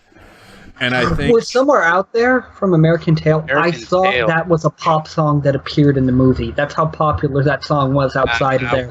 Wow. Oh, yeah. It was a nice song. But curious, Matt. All Dogs Go to Heaven. Who animated that one? Which studio did that? That's Blue. That's Blue. Okay, that's Blue. That's such a great movie too. Okay, actually, Jowski makes a good point here because I forgot to talk about this on Aladdin because back then it was heavily promoted here. There was even a official Thai version of the A Whole New World. It was heavily promoted on TV back then. Oh yeah, A Whole New World was really big too. That was the first time when Disney used music to promote the cartoon. Yeah, they did. That is true. I forgot about A Whole New World. Oh, how did I forget about that? Because they made us sing that in school. I blocked that out. Us too. Oh man, I heard stories of like guys saying, "I went on my first date. Yeah, we played that song on the radio." I'm like, no. I'm not saying I got laid to that song, but I'm not saying I didn't either. That was your first middle school date makeout music. It was there. The You thing, go. man. There you go. Really, for me, it was Creed, but I ain't talking. In your parents' car, this is my jam. 1994, Frank Wells, who was Disney's president at the time, died in a plane crash. Katzenberg was actually lobbying very hard to get that role, and Eisner kind of promised it to him. And then Eisner went and said, nope, I'm giving it to this guy, myself. I'm in charge. The the Eisner man, I'm in charge. Katzenberg went, fuck you, I'm starting my own studio. Screw you guys. I'm going to go start my own animation studio with Spielberg and Geffen and created DreamWorks. And Flapjack. In fact, forget about the forget animation the whole studio thing. later. Yeah, they went over there and made Ants and Prince of Egypt, but we're not talking about DreamWorks. We're talking about Disney's masterpiece. Yeah, DreamWorks really struggled until Shrek. Yeah. Prince of Egypt wasn't that bad. Ants was. Woody Allen is an ant. But after Stallone Katzenberg ant. left, we ended up with Pocahontas in 95, Hunchback of Notre Dame in 96, Mulan in 98, It was good. Tarzan in 99, and we'll just end, and then Fantasia, Dinosaur, and the first triple threat, Fantasia 2000, Dinosaur, and Emperor's New Groove in 2000. Never saw Fantasia 2000. I don't like Pocahontas. I really don't like Hunchback of Notre Dame. I didn't like Mulan Hunchback. has its place, but it just doesn't connect with me. Tarzan's but then they bring in Phil Collins, and I'm like, fuck this movie. Yeah, that's Come on, like that song is pretty good. Phil Collins' music in Tarzan is Billy Joel and Oliver and Company all over again. That's about right. Tarzan was one of those movies where it's like I fell more in love with the voices of the characters, like Lance Henriksen as the big gorilla. Yeah. It's like, yeah, that's what usually got me interested in those movies more than the music. I like the sequel because that has George Carlin in it. During this era, I saw most of it just on video. I just didn't want to go to the theater, so I'd rent them. And I'll stand there And too with you. Pocahontas was kind of their attempt at making a Ferngully kind of thing. And Ferngully that was a far superior movie. That was one of the first movies where I went to the theater and I fell asleep. It's because it was done. I knew this type of story, obviously growing up in school and hearing about all this, and yet to see the, another adaptation and another way to show you this again, like it's been done. I don't care for it. Where is the Disney in this movie? And Mulan There I went. Mulan was another Aladdin. They promoted the shit out of the fact Eddie Murphy was in it. And this before. Yeah. Oh, yeah. well, this also you had all of the toys in the McDonald's Happy Meals and everything, and The Szechuan sauce. yes, the Szechuan sauce from Mulan. I want that sauce. Mulan was a good one. I like Mulan. That's my one-armed man. Mulan was cool. Fantasia 2000 was an interesting duck because Disney originally intended when he made Fantasia, he was going to add, it was going to be a rolling road show, and he'd update it periodically. Granted, they never ended up doing it, but this was actually Roy Disney's project. He wanted to bring back Fantasia. This is Roy Disney, and he went and made Fantasia 2000 by re-releasing Fantasia with I think they had new in-betweens, and they had some additional animations and scenes. I haven't seen it because I'm not a big Fantasia fan. How is it, guys? Any of you guys seen I haven't Fantasia seen 2000? it. Before that, I have. But before that, I wanted to mention that Tarzan was the first Disney movie I hated. Because everything before this, during the Really, for Renaissance, me, it was Hunchback and Notre Dame, but Hunchback unfortunately put the cap on me too. It was more of a Pocahontas was Hunchback was I'm not even gonna watch this. Correction. Pocahontas made me hate Disney. Sorry. Tarzan. Pocahontas was enough for me to say it was a setback. I'll give him another shot. And then when Hunchback came out, I said, nope, not watching it. Done. The song made me hate it and made me That hate too. Disney. With Well, maybe not the Tarzan, song. I took a 4-year-old cousin to go see it, and I'm like, it's Disney, it won't be that bad. And it was so dull. The characters were not engaging. They were quirky for the sake of quirkiness. They didn't contribute. I was just like, It was maybe as good as average direct-to-video fare. yeah. It really was. Yeah. But they Fantasia all were in that 2000. era. All of them were in that era. That's what's bad. Pocahontas, Hunchback, Mulan, Tarzan. They were all... Mulan maybe was more theatrical. But they were all Mulan TV had a little more fare. umph to it. Yeah. Fantasia 2000 I saw in theaters And? twice, actually, and loved it. Good. I went to it because Fantasia, a big fan of it, and I loved what they did. Sweet. Dinosaur. I think that's three of the shorts in Fantasia. I think are really good, and the rest of them are a bit weird. I think I heard in some type of interview that in Fantasia 2000 they were looking at how other countries were doing animation, such as like Studio Ghibli was a heavy big one for I think one of the pieces. Yeah. In Fantasia Probably 2000. the first one with the flying whales. Yeah. I believe that's what it was. Yeah, that's what they said. Where they looked at Hayao Miyazaki and certain techniques. But they did that with the said, original Fantasia. Kind of had different styles of animation too. Correct. Styles of storytelling. Yeah. Okay. The one that sold me on Fantasia was when they did the Rhapsody in Blue animation. I love that sequence. That was awesome. Yeah. I gotta find it and watch it now. Yeah, because that Rhapsody in Blue with the Al Hirschfeld animation is beautiful. Then we got Dinosaur, which was Disney's first 3D movie. And Dinosaur's it's That film, Yes, it's horrible. that film has special place in my heart, not because of the content itself, but it's the first film that I saw it on theater, because for one reason only.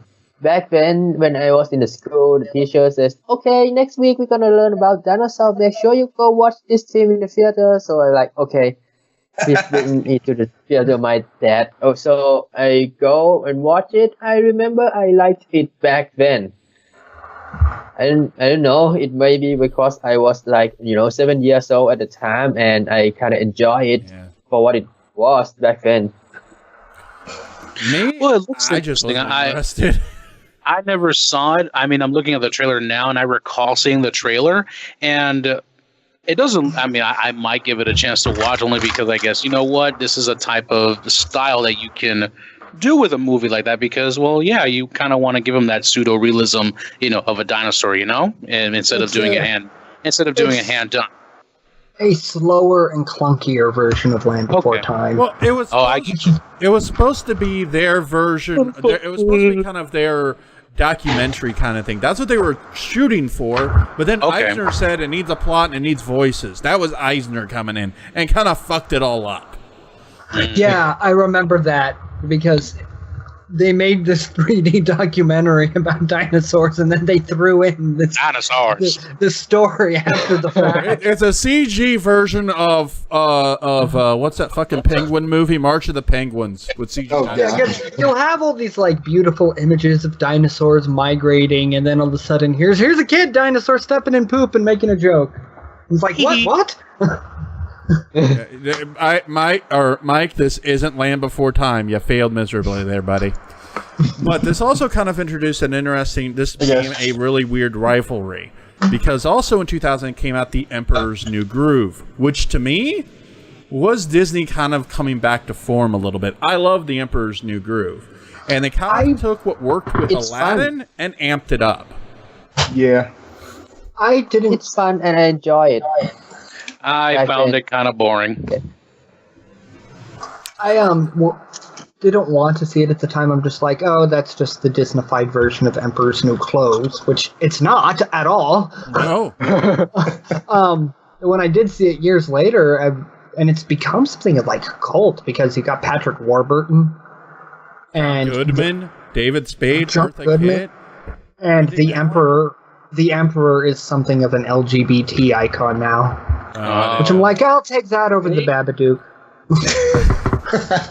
But it is also one of the times when Disney didn't hire voice actors. They hired actors to do the voice cast. And it's probably the first time they've really done that because most of the cast is actual actors. I mean, David Spade, John Goodman, Eartha Kitt, Patrick Warburton, Wendy Malick. These are actors. Not animated, not voice actors that Disney would usually use. Which was kind of a thing at the time. And also, it was kind of when Disney, I believe, correct me if I'm wrong, I think even though Disney produced it, it was their TV studio or TV people that actually animated it. And it actually did way better than Dinosaur and was loved far more than Dinosaur. And this became a problem later with Lilo and Stitch. But 2001 gave us Atlantis: The Lost Empire. This is the first Disney movie I saw in theaters in forever. And it's also Disney's first non-musical animated movie. I like Atlantis: The Lost Empire, but it's not really that great. I've not seen it. I saw that movie. I saw that movie for the first time with my wife, to be honest, maybe 8 years ago, and I thought, whoa, where was this little gemstone of a movie? Because I thought it was done pretty well too. Granted, it wasn't like the greatest film that they had done in a while, but it was finally, I thought to myself, wow, wait a second, we're kind of getting off the computer animated stuff. But then again, I look at when it came out, computer animation full blown CG wasn't still in there implemented yet. But I thought overall it was great. I thought it was a pretty good movie. I mean, I do love the whole imagination that went behind it. And stuff. Yeah, I love the Mike Mignola did the production. Mike Mignola, the creator of Hellboy, did the nice character. That makes sense. That makes a lot of sense, actually. Yeah. The villains wearing gas masks, pre-World War I technology. It's very looked awesome. Very steampunkish. And actually, it's inspired by Jules Verne, a very heavy Jules Verne influence. And I like the movie a lot. It's a fun movie. If you haven't seen it, Jowski, I do suggest at least sit down and watch it once. It's pretty good. Just don't watch the sequel. And it was the movie that made me give a crap about Disney again. But that's okay. They lost that chance later on. But 2002 gave us Lilo and Stitch. Lilo and Stitch was actually their only financial success in this era. It made a lot of money, and I love Lilo and Stitch. And again, the reason why is you had the cute little girl that everyone liked, and the fun furry little animal that sold itself as a toy. Yeah, but you know what else? Also, you know who created that? Chris Sanders. You know what else what he's doing now? How to Train Your Dragon. Yeah, and the Croods. You notice he kind of has a thing going for him with the things he works on. Personally, but Lilo and Stitch was actually another one of those that was animated by the B team, by the TV team, and it made a lot more money than Treasure Planet, which came after that. And Eisner was so pissed he actually closed that studio. I heard Treasure Planet was a great movie. The way how they... No, I hadn't seen it myself, but they said it's another one of those where they blend CG and blend the two-dimensional characters kind of into one, but did such a nice job with it. Although I don't know about the story, but I heard renounce-wise the imagination, the scope of it was really good. There are some really awesome things about Treasure Planet. Yeah, it's just it feels a little bit almost like it's muzzled by the story of Treasure Island, though. It has to do this, so it can't be some big awesome thing. Rather, sure, yeah. Lilo and Stitch, I feel conflicted about because the movie itself I don't like. Because there's a bunch of different themes in it, and it's the way the characters are. I hate it. Love the animated series, which is the exact same cast, but they had more freedom. Yeah. And it's like you hear Kevin McDonald sneaking in all these gay jokes, and I'm like, what? Yeah, the series was really good, and it really just was a pilot they put in theaters. It was the pilot. And that's the time when Martha and I were married, and her younger brothers watched it all the time. So, yeah. But Lilo and Stitch was like their Hawaiian movie that was like completely horrible about Hawaiian culture. They made it for Moana. Yeah, I consider Moana an apology for Lilo and Stitch. You know what? I can see that very much. I just saw Moana, and I enjoyed it. And I'm like, oh, I was going to enjoy it a little bit more than I thought I would. Yeah. Well, then you get the further and I enjoy it back then too. In fact, I think I watched Stitch the movie, which was the direct to video kind of stuff. I enjoyed both Lilo and Stitch the movie back then. Lilo and Stitch 2 was actually the pilot for the animated series. It's the first direct to video sequel is the series pilot. Yeah, and it's actually pretty good. I haven't seen much of Lilo and Stitch. I never really like, but it's got that airy attitude about it. It's just entertaining to watch. It's fun. Disney did well with that. It was way more carefree, and they didn't try to, do They these didn't horrible dumb it things. down either, really. It just was what it was. And they didn't try to play it down. It kind of really did remind me a lot of the early Disney afternoon stuff, where they didn't try and talk down to the audience. They're okay with kind of being a little adult with the kids. Well, the whole gimmick that they had for it is that Stitch is one of many experiments. So each episode was a different one. So it was kind of like a monster of the week for it, which works very well for that show. X-Files for kids on Hawaii. Yeah, and in Hawaii. Yeah. That's cool. Brother Bear came out in 2003. I've Never seen saw it it. once and didn't just remember being like, I actually think I fell asleep. I didn't care for it. I don't know. I know it was about a kid turned into a bear. It has sequels. I had no flipping clue that Brother Bear was Disney. I thought that was like an off-brand, something done, something done in a, on a remote area with like a staff of like 10 people. And this was the final. This was the final movie they animated here in Florida too. Lilo and Stitch was animated here, and so was The Emperor's New Groove. This was the last one they animated here in Florida. Consider it made $250 million, and again, that made a lot more money than Disney's previous ventures, which Eisner was not happy about, and part of why they closed that studio. And Brother Bear's okay. I didn't like it, but hey, it made money, so yay. I just remember it changed aspect ratios halfway during the movie, like Doctor Strangelove, and that was weird. 2004 was the last traditionally animated movie, which was Home on the Range. That was horrible. I did not One to know go that out was on. another one. Well, no, with Brother Bear and Home on the Range, both of those, when they came out, since Pixar and DreamWorks were, booming at this time, I was like, why are they still doing animation this way? That's old. But Home on the Range was so horrible. And then I think that was right around the time Barnyard came out, too, and I always... Oh, that Nickelodeon show that was so awful? It was a movie first. The Nickelodeon show where the boy cow has udders? Yeah, that was actually a DreamWorks movie. It's terrible. Yeah, it was horrible.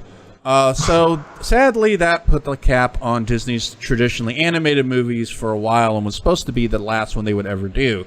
2005 gave us Chicken Little, which was the last one that Eisner had anything to say on. I felt Chicken Little was hard to go out on, Mike. Wow, is Chicken Little horrible. Chicken Little was a mixed baggage for me, but it ended up, unfortunately, being a bag of a turd a little bit with that movie. It was just... I don't know how I feel about it. No, I know I do. It's a I didn't giant even know turd. it was a Disney movie till I watched it. Well, Chicken Little, it's... Go ahead. Okay, go ahead, Jowski. I was going to say, Chicken Little, it starts out the first 30 minutes, have a lot of steam, and it's kind of clever, but then it just crumbles so abysmally after that. Yeah, it does. It completely crumbles. And I've seen it once, and I just remember being like, I don't know what's worse, this or Dinosaur, but... Okay, I haven't seen Chicken Little yet, but there's one thing that I still hate about the film. I'm not sure whether it's a marketing trick from Disney or not, but back then there was a viral video of Chicken Little dancing to the Numa Numa song, and I hate that song. Oh god. But that meme was so popular at the moment. I refuse to watch that film because of that song. It's annoying song, and I just hate it. Let me put it this way. The lead character is voiced by Zach Braff. That's enough for me to say, nope. Yeah. To quote Tina from Bob's Burgers, ha, ha, ha, ha, ha, ha, ha. No. And I like Scrubs, but that's the only thing with Zach Braff I can stand. Now, this was around the time that the end of Eisner got ousted through, which was pretty much a war. But there's a great book on this called Disney Wars about Roy Disney and a lot of higher-ups in Disney forcing Eisner out and placing Bob Iger in charge of Disney. When Iger came in, the first thing he did was patch up everything with Pixar. I know we didn't talk about Pixar, but Pixar wasn't part of Disney yet, and that's a whole separate story that we could do like 3 episodes on. But give me a moment. You can keep going. I'm just letting you know I'll be right back. Yeah, but you can keep going. Disney bought Pixar at this time for a lot of money. I think it was $4 billion at the time. They bought it almost for as much as they spent on Star Wars. And they probably made it back fast. The one thing they did do, which was brilliant in my mind, was install John Lasseter, the head of Pixar, as chief creative officer. As soon as he came in, he stopped everything. Disney was working on a Toy Story 3 with a studio called Circle 7, I think it was. Fired everyone on that team. He fired them all. Like, out.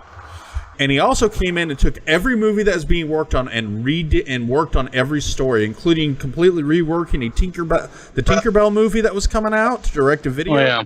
He ended all the sequels that were coming out to direct-to-video and took personal control over several other movies, including Meet the Robinsons and Bolt. Meet the Robinsons was the first movie to come out under this regime change. I like Meet the Robinsons. It's a good movie, yeah. To make me give a crap about Disney again. Hadn't seen it so far, so no, I have no comment. Dude, you would love it. Okay. Time travel, totally forgot about it. Kid going to the future, being kind of the savior of mankind, sort of. It's a really good story. I had a really emotional scene in there. Oh, God, yes. Where he meets his older self. Yeah. Oh, my God, I cried a little bit. It was the first movie that made me remember the Renaissance again. And kind of in my mind started what I want to call the second Disney Renaissance, but to me that didn't really officially kick off until Tangled. But this was where Disney started getting their groove back because it was emotional, it really connected with people, and was a fantastic, often forgotten movie. What do you guys think of Meet the Robinsons? I know you've seen it, Brooks. You there? Did he say he had to go? Or No, I thought someone else. No, it's cool. Right. What did you think of Meet the Robinsons, Brooks? You're the only one here other than me, I think, saw it. Oh, I love that one. I mean, going into it, you think, oh, this is just going to be a goofy, fun movie. And then, no, it's really good. It's got some really good emotional hits to it. It's really worth checking out. okay. Plus, the villain was a lot of fun. Yeah. Because it wasn't like a serious one, just almost like... Not spoiling it. There's a spoiler about who the villain really is. Okay. But an almost like twirling mustache type guy. Is this where Disney started to take the idea that you think that that's the main villain, but there's another one at some point in time? That's true. Time travel's involved. Oh, okay. Yeah. Gotcha. And of course, the infamous meme that's forever known as the villain has a Trinosaur attack him and can't get him because he's a Trinosaur with little itty bitty arms. Little bitty arms. Yes, and that whole meme's kind of started with that movie. Cool. All right. It's really good. I suggest checking it out. 2008 gave us gave us Bolt. I like Bolt. What'd you think, Nutty? In fact, I forgot about it until I Google it, and the first thing that reminds me of the movie is the hamster in the ball. Okay, then I'm like, okay, I think I see it. It is fun back then, from what I remember, and it's like, there's a character relationship between a dog and a girl or something like that. From what I remember, it's okay. It's kind of like what's a good example here? It's a character who believes he has superpowers, but he really doesn't. But because he's like the super dog in a TV show, and he kind of tries to use it in real life. It's a good kind of like Three Amigos-ish, Seventh Samurai kind of movie, but with animals. And it was cute. Okay. I enjoyed it. I thought it was fun. John Travolta was the voice. It kind of changed the direction of how Disney would be going forward. John Travolta's in it. They got Miley Cyrus. But it has Malcolm McDowell in it. But makes it up with Malcolm McDowell. as the doctor. I think he was the bad guy in it. Of course, he is Malcolm fucking McDowell. Who else would he be? Exactly. I like Bolt. Bolt's a fun movie. Do check it out if you haven't seen it. It's a fun movie. It's kind of where Disney started really setting their feet in and getting things going again. Bolt was kind of one of those for me where I just saw bits and pieces, and that was about it with me, but I don't have much of an opinion to it. Then Disney attempted the return to traditional animation, the first time in 15 years, with Princess and the Frog in 2009. I've seen it once. Saw it once. From the animation standpoint and everything that they mustered to put into that movie, I thought it was a very, very pretty glimpse back to see that. But the story that you can say, it was more for me more of a look, they can actually still hand draw anime. Who would have thought? I mean, these are the guys who made Little Mermaid here, and the Disney Renaissance guys doing a traditionally animated movie again. It looked like one of those movies. But, they weren't using caps because caps have been scrapped and they're using their own system. Or they were using a off-the-shelf system at that point. But it just, the story just didn't have that weight and depth that I was expecting from the traditional ones. This was also during the time where we are kind of right now, in a sense, here in the States, where you say the wrong thing, or if you conjecture the wrong type of thing you're saying, then you're upsetting a really big group of people. Oh, sorry, a small percentage, but a group of people that has a bit of a loud voice, and everyone's all entitled to the opinion. But I know this one was the weight of the fact that the Disney character was someone of color here, was a black Disney princess. Was a big one. That Disney had a black princess finally. That was about where when I saw how much they were trying to emphasize that's where I kind of went into the movie saying, I'm not going to kill them for if the movie falls a little flat. It's because I'm only seeing that they're trying to appease. They're trying to say that, we have diversity. Like, okay. It was so forced, though. Correct. That's what it was. All of the jazz and New Orleans culture. Forced. It made it feel almost like it cheapened the story just to shove that down your throat. Thank you. All of the New Orleans culture didn't need to be this story. It felt like it wasn't cold black and the 7 dwarves now. It was like, hey, if we're gonna do a black princess, let's go all black. Let's get jazz in here, and it's like, whoa. I'm like, whoa. Whoa. Yeah, but you still got Randy Newman doing the music, so, it's still Randy frickin' Newman. Yeah. Jowski, what'd you think of Meet the Robinsons and Bolt real quick? I love Meet the Robinsons. Bolt, I'm just kind of meh on. Okay. Now, 2010 was what I consider the beginning of the Disney second renaissance. They've got their groove back. They started. They wanted to do a movie that they've been planning for a very long time, which was Rapunzel. This had been on the books for a very long time, and finally came out with in 2010 Tangled, which was a smash hit, and I think is often overlooked by people because of Frozen. I love Tangled personally. I do. Haven't seen it. It made $600 million, but again, like I said, because of Frozen, it's often forgotten with most people. It was a fun movie. It was. I think an ex of mine dragged me to see that, and it was all right. I didn't hate myself for having to sit through it or anything. Gotcha. But the original... I watched it with the kids, and I really liked it. She's doing all this like Matrix kung fu stuff with her hair. And... Well, I kind of like the original idea they were going with, where they originally were going to CG it but make it look like an impressionist or kind of like a painting. They didn't go with that look in the end. Really, I thought that would have been a little more interesting. Kind of like Mario, you're a Zelda fan. Skyward Sword. Mm-hmm. They were kind of Skyward Sword. They were kind of make it look like that. But they ended up not doing it because, it actually got to be very difficult and expensive to do that because the test footage was so damn expensive, they abandoned it. So out of curiosity, super quickly, I know I'm putting a little wedge on this, and this is going a little off subject here, but you just said something there, Matt, that is an interesting question. There's a reason why.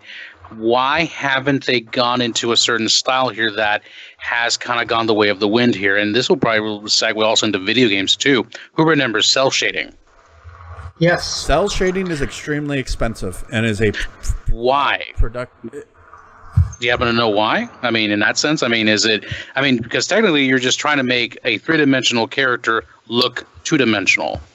Backwards, though, but using computers to do that. They kind of do cell animation. I mean, when you take traditional animation and you CG it, it looks like cell animation. But even now, when they do it, I'm not really a big fan of the look. Look at Futurama. Futurama does a lot of CG cell animation in order to do. And it looks it looks absolutely astonishing. But of course, it's because the characters are still hand done, and it's also on TV.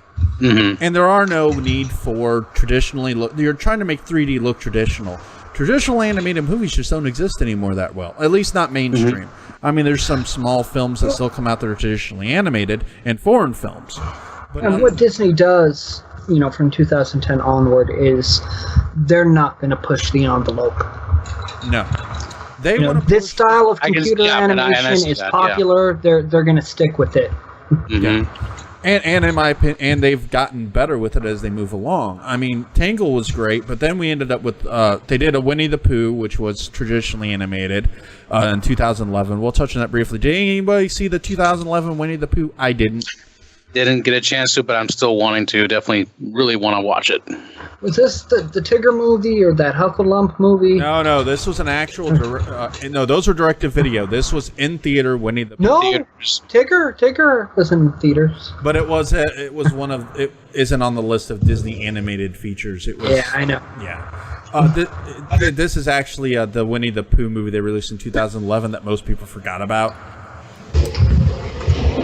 Yeah, when the trailer was shown, I thought, wow. I mean, they didn't lose their spark here, or like, oh great, I didn't get to see another pseudo 3D or Uncanny Valley Winnie the Pooh here. Yeah. But then we ended up with 2012's Wreck-It Ralph. Loved that Wreck-It Ralph. movie. I could not. A lot of people who hate it. I couldn't get enough of that movie. Well, that movie was made for us, not for kids. Yeah. Oh, that movie is Pixel Town and such. I'm like, oh my gosh, this is so great. This is so great. Let's just go hang out with Cubert. Yeah, I'm just gonna go hang out with Cubert. Or Bowser made an appearance because he was in therapy for all like the bad guys. Like, oh, this is so great. This was, in my opinion, that movie was, in my opinion, the modern equivalent of Roger Rabbit. Rabbit for video games. Yeah. And it worked. I loved Wreck-It Ralph. I wasn't sure. Love the voice cast. John C. Reilly and Sarah Silverman and what's his name? Alec Tudyk doing an impersonation of what's his name, who's in Mary Poppins. Oh gosh.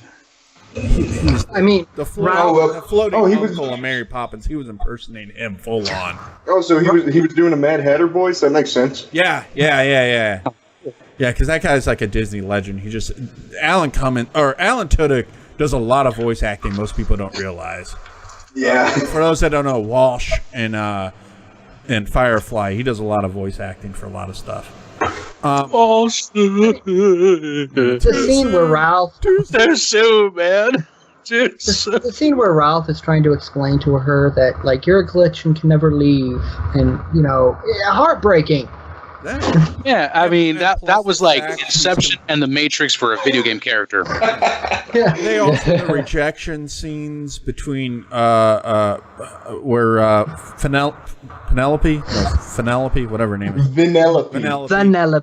It's like Penelope and Vanilla. That's kind of like Disney's version of Mean Girls at times.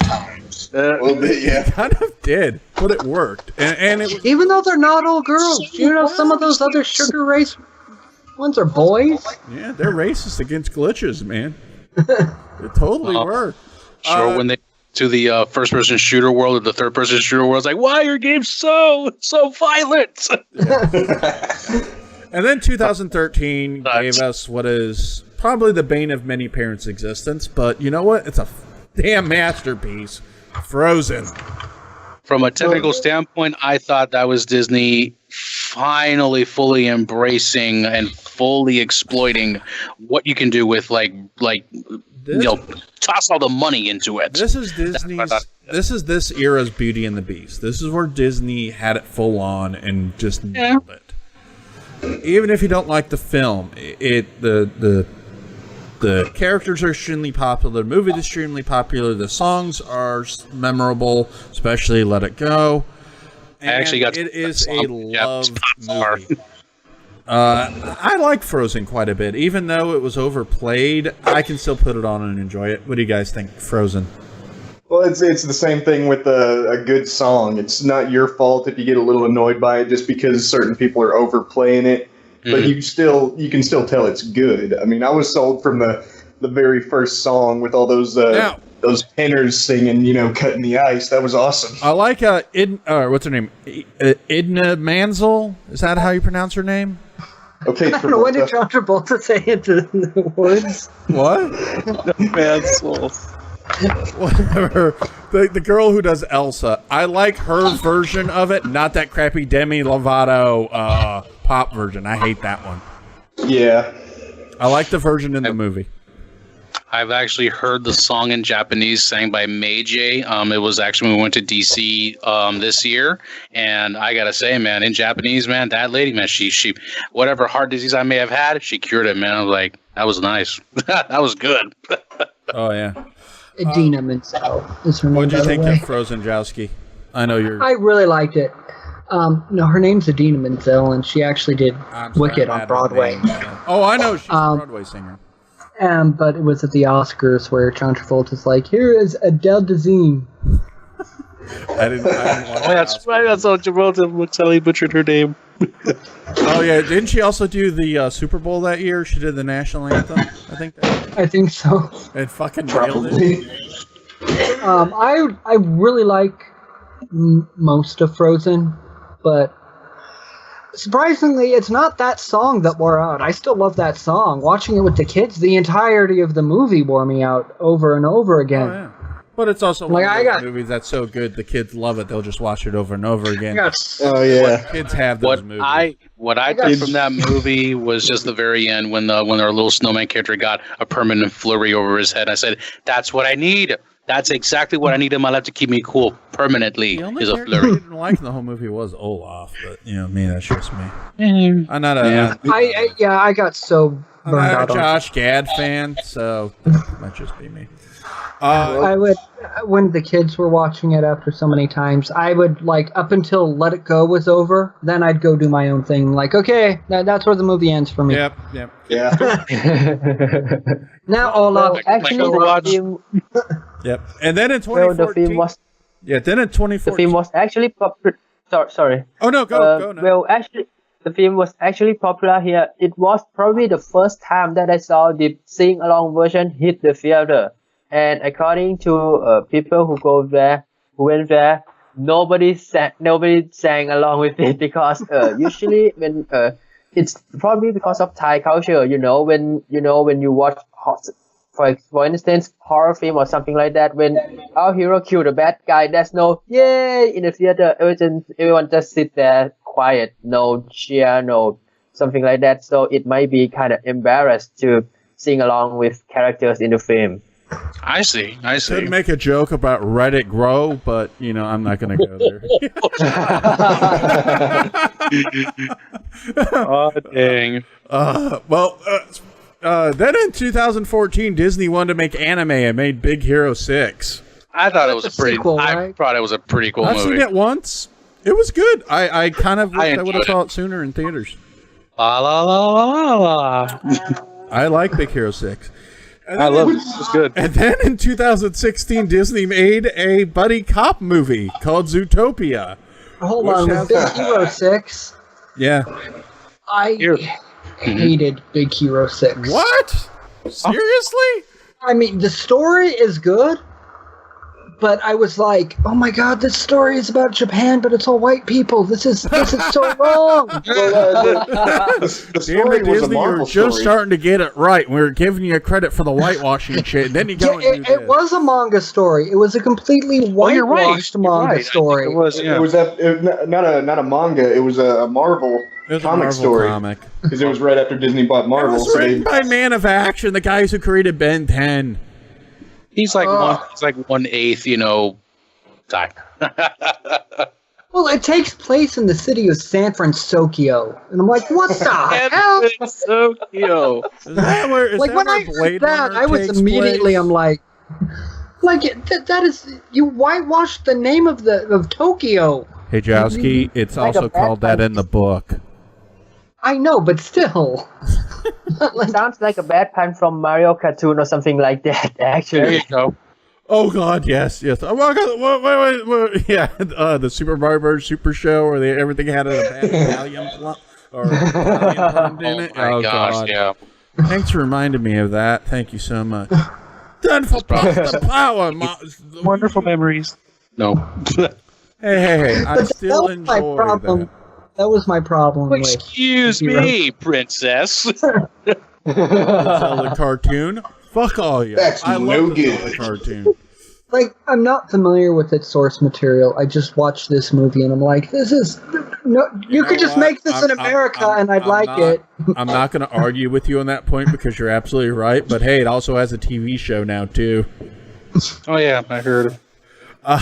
But 2016 created Zootopia, which going in, I thought it was going to be, okay, it's going to be an entertaining Disney movie. And then it went dark. It did go pretty dark. I mean, I was expecting one thing and then went in a pretty dark. weird direction that the trailers did not tell you about. Nope.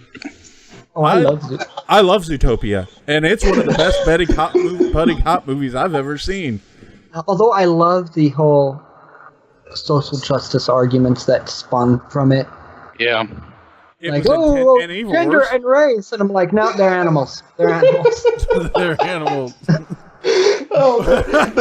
there's literally. I mean, it's. But I the mean, whole seriously, for movie the is- themes, it it's is open a to whole- discussion, but not to be taken that seriously. What's bad is it's Yeah. a whole movie about what would essentially be an SJW utopia. There's really a scene is. in that movie. There's a scene in that movie where a pig yells at a leopard, "Go back to the jungle," and she says, "I'm from the savannah." Oh, Wow, I never expected to hear those words in a kids movie. This I remember seeing it. They're like, why are all the African animals the evil predators? Like lions and cheetahs. Well, at last I checked, Go to Africa. an otter wasn't a African predator, but I could be wrong. Just saying. No, I really liked Zootopia. I thought it was a great, entertaining movie. It was a great kind of buddy cop movie that out of nowhere that I just thought was going to be fun. I mean, even when I saw the trailer, I really wasn't that interested in it, to be honest. I really wasn't. It didn't strike anything with me like the Frozen trailer did. yeah. The trailer didn't really do But too much until I I'd be saw it after honest the with fact. what the movie was about, I don't think Disney could have sold it any other. Oh no, Anyway, there was no way they could have sold that. no. And then when it comes to Disney movies, on the internet, the Rule 34 stuff for Judy Hopps is actually not bad. Oh, is she hooking up? Tell me that she's not hooking up with what's his name, the fox, Oh, it's the internet. Elvis? with Nick. Tell me that. They've got her like with Sonic the Hedgehog and stuff. It's the internet, She okay? does seem Sonic's kind of type. I'd give it that. Why, Sonic? Why? Good Well, Lord. he is the fastest thing alive. Hey!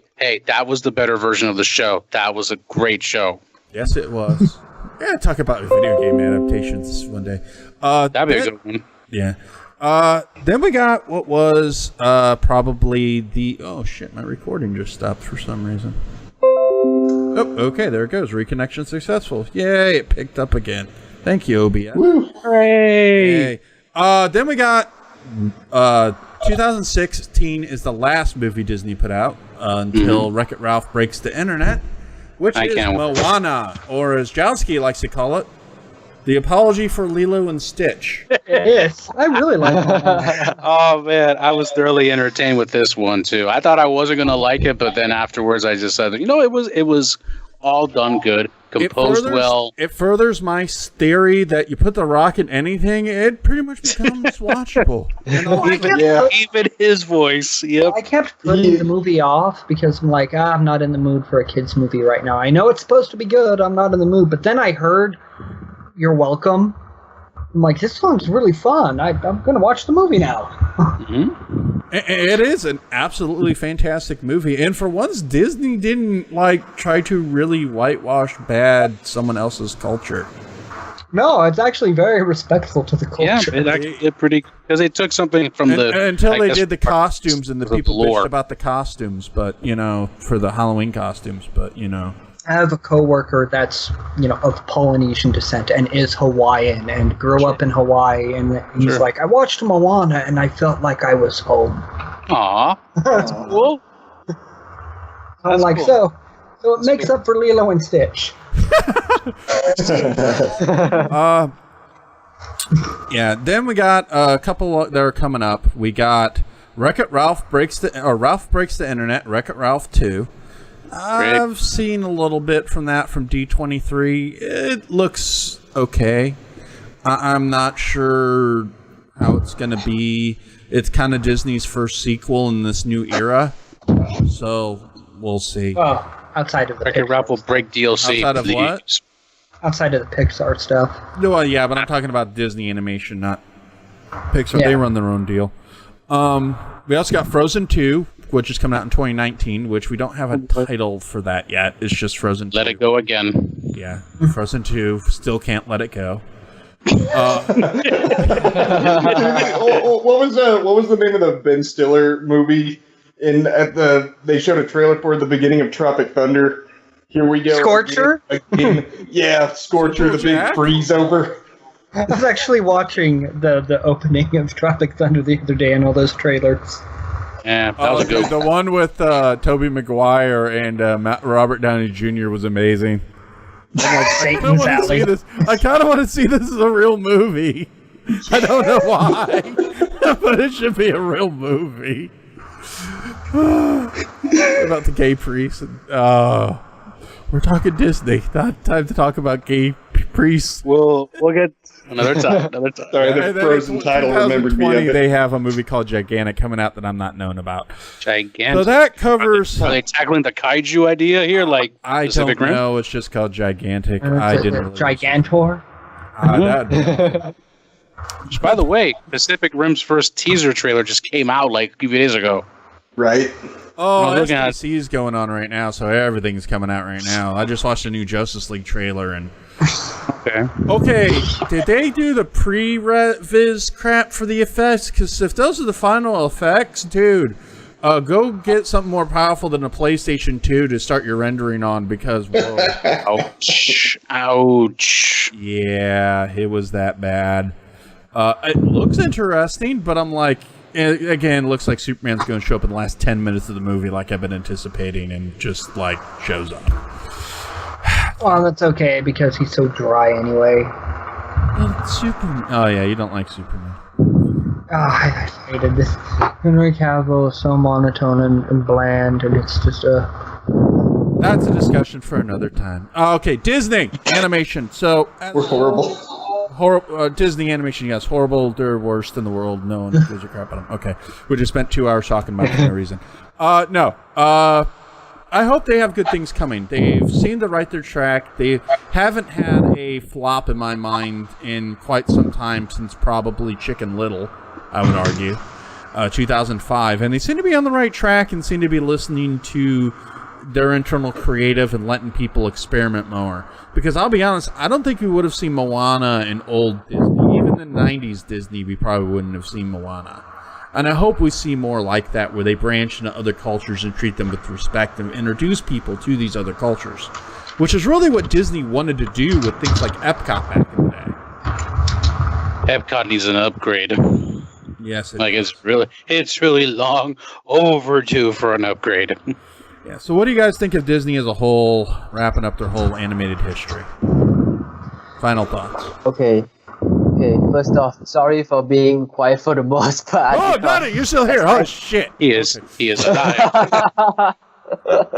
It's cool, man. Sorry for being It's cool. quiet for the most part because, as I said, I'm more familiar with live action stuff or Pixar stuffs. But to me, Disney is kind of adapt to the time at the time what pop culture wants at the time pretty well. Like Frozen, in this era, or Aladdin in the 90s, or Tarzan, Mulan, stuff like that. It's like they know what people want, so actually they become successful because of that. Although there were some flops of forgettable titles now and then, like when Matt brought up that the one I can't remember the title, but it's like an animal in the Wild West or something, and you guys say that you guys say that you hate it. I Googled it, and I'm pretty sure that it wasn't hit the theater in Thailand. Okay. Chicken Little? No, not the Chicken Little. It's the one that like 4 animals in the Wild West, kind of like. Oh, you're talking about Home on the Range? A Roseanne Barr one. Yeah, the Roseanne cow, which really? Oh, good lord. Oh. Roseanne is a cow? Little on the nose there, people, ain't you? I haven't heard of that title. Hey, she took the money. Don't worry about it, Nutty. You didn't miss anything. Not too much. Overall, as I say, Disney is kind of. Question. I know you're in this part of the world, so maybe it could apply to you. So you could tell us directly. Movie like Mulan, which I know you're Taiwanese, you're not Chinese. Thailand. Actually. You're from Thailand, not China, but it is in that kind of area, and there's probably some people from China. It is that kind of culture in that area is kind of shared somewhat. Do things like Mulan like that like anger people over there, or are they just accept it as an entertainment over there for things like that? No. At least in Thailand, we kind of enjoy it, and in fact, it was like, hey, we have an Asian kind of princess too. That sounds interesting. It was more like that, and no, racist kind of stuff. From what I remember, it didn't happen here. Okay. No, it's good because normally I only hear about it with people who are American or Asian Americans, not actually people in Asia. So much to say like Ghost in the Shell and such, but that's another thing to tackle later. Yeah. Jowski, your final thoughts on Disney? I really, really enjoy Disney still. At least they're animated. I mean, yeah, they're animated stuff. We could do a whole other show on live action. Yeah, we'll get that on another time, and that's I gotta determine what we're gonna cover in that because it's so broad. Because I'm kind of going to target just the Shaggy Dog and the Disney stuff like that, and then go into like pirates and stuff. But kind of determine what to actually touch on. And it's a weird area. Mario. Well, overall with Disney, from everything I've seen, everything that, from the time that I watched it so much to the time where, I said I kind of outgrew it, and then to the time where I've kind of swayed back in a little bit to give him another chance at it. Overall, I mean, yeah, good valid points, guys, was that, Disney now is probably trying to get back on the bandwagon and listening, and trying to see what works, what isn't working, or which obviously shouldn't be treaded anymore. One thing that I hope Disney does do sometime at some point in the future, take a risk. Try it. Hopefully the timing will be right, but take another risk. I'm not talking technicality. I'm not talking about animation, but I am talking about trying something that either just no one expected you to do. In this case, that's about what I would like to see from them at some point. That risk. Moana kind of was that. It definitely was, but you know, with Moana, I saw it and I say I enjoyed it. Did I come back and I say, was this something like the Black Cauldron? Was this something like something stuck back from the 80s a little bit? The weird dark era of like Disney is where they took that chance. They took not just the chance from technicality animation, but the entirety of the package. You know, I would almost hope, I'm almost want to say, try it. Maybe one more time. Let's see if you haven't exactly lost your touch. But overall, I'm still a fan. There was just a lot of things with them growing up that I like doing now that I see things more from the technicalities more nowadays. It was more thanks to a certain Disney movie. I'm not sure if you guys ever saw it. It was called Mickey's Christmas Carol back in when it was Scrooge McDuck. Scrooge McDuck was Scrooge, obviously. That was actually released at the same time as Rescuers. Rescuers. I didn't bring that in 1983. Oh, no, you're good, man. You're good. But that one it had like the extra special on the VHS had the entirety of how they made that movie. I don't know how old I was. I must have been 6 or 7. But the impact it had to my life now, that's where I started seeing things more technically speaking from Disney through that lens, rather than seeing it just as, you know, just something for me to cough up and say I love it. So yeah, I can cough up and love it, but there's something about it I can see and tell that handcraftiness that they have. It was something I admired even more at the time. I just hope they at least attempt and try it again at some point. I hope so too. Brooks, what do you got? Oh, sorry, I'm reading on the Black Cauldron again. I gotta find that one. I gotta see that one. I just read the guy who did the soundtrack for it was the guy who did the soundtrack for the Ghostbusters, which makes sense because I remember them sounding similar. Okay. We didn't talk about my favorite Disney movie while we were doing this. Which one? Hercules. Oh my God, how did I not have that in there? I must have skipped that on accident. It's fine. That was, I think, the first Disney movie. Well, I was born in '93. In living memory, I can remember my dad taking me to see. I think I was like 4. Yeah, 4 or 5, and I remember loving it. Hercules was a good one. That was done. That was fun. That was a fun one. Yeah. I remember the TV show. Go ahead. I remember the TV show. It was fun and totally worth watching. Mm-hmm. I think it was down to the writing, the humor, and just how they wanted to convey all this, that particular lore and that particular, bit of the, I guess, the mesh of the history and lore. That's what made it so much fun to me. Yeah, Hercules was the in-between film between Hunchback and Mulan. That's probably why he skipped it, because that was that dark era. And to be honest, that's not fair to Hercules, because it's kind of that one shining kind of little itty-bitty bright spot in that era. Yeah, I love that movie. Just the Hades, the villain, hilarious in that movie. And now growing up, having loved that movie as a kid, just seeing Danny DeVito just go from the satyr keeping on chicks through the bushes to Frank Reynolds. It's like, not much has changed. It's the first time we got a Disney female character who's not the main lead female character isn't really a good person, and it's pretty well heavily implied she gets around. Yeah. That's about right. Yep. Meg's a player. Yep, she is. I apologize for that. It's fine. I won't went over my head. Why didn't you say something? Sorry, I was distracted. The only reason I remembered it was I was looking at some old messages. I was talking to a friend of mine earlier, and we were actually talking about this movie, and I said I never understood why they made the soundtrack for it gospel. And my friend, who just schooled me and said it's because it's about the gods, and it's like, oh, that makes sense. But for some reason, that never clicked in my mind. I'll be honest, of that entire era of movies, that's probably the only soundtrack I like. Yeah, it really is. Between Pocahontas up to Emperor's New Groove, which I liked Emperor's New Groove, Hercules had the best songs. And was the one movie that kind of felt like it could have fit in with Lion King in them. Could have, yeah. Yeah. Yeah, it could have fit in that era a little bit. It would have been a lesser one, but it would have been okay in there. I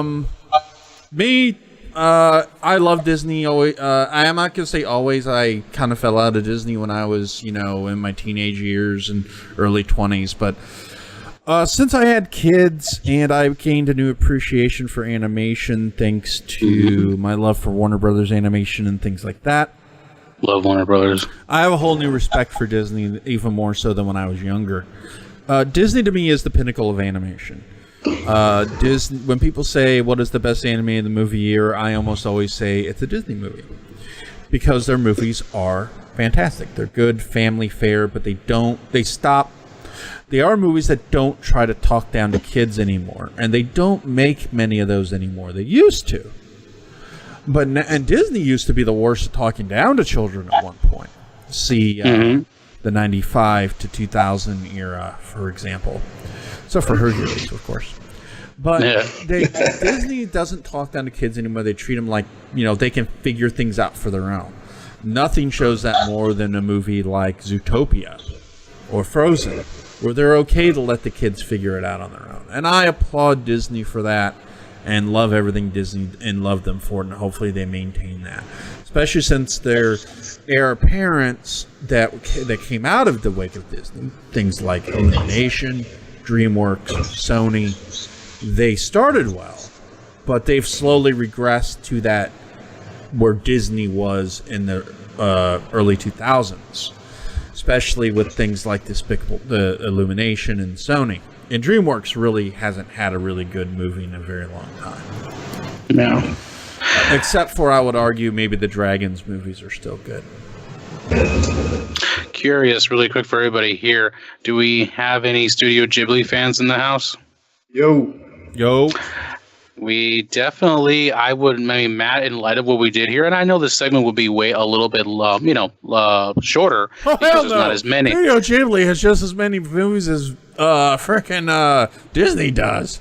Well, I was probably maybe talking more like the ones like done by Miyazaki, because I think myself, I've seen to go pre-Ghibli because my favorite pre-Ghibli a little bit movie was Studio Ghibli. Well, it was. Let me guess. Was it Kimba? Was it Kimba and the White Lion? Dude, no. You know me. What's my favorite anime? Oh, Lupin the Third, right? Yes, Castle of Cagliostro. Castle of Cagliostro. Yeah. I have, to be honest, haven't seen it yet. But every time I look at it, I always get that. I'm like, wow, that's more old school Ghibli right there. Yeah, Cagliostro is my favorite. We'll do a Studio Ghibli one, probably. I think we might be sticking with some animation and stuff like that, get out of the video games and stuff like that for a while. I had really a lot of fun with you guys on this, talking about this kind of stuff. It's been a blast. Awesome. Yeah, man. Jowski, you a Studio Ghibli fan?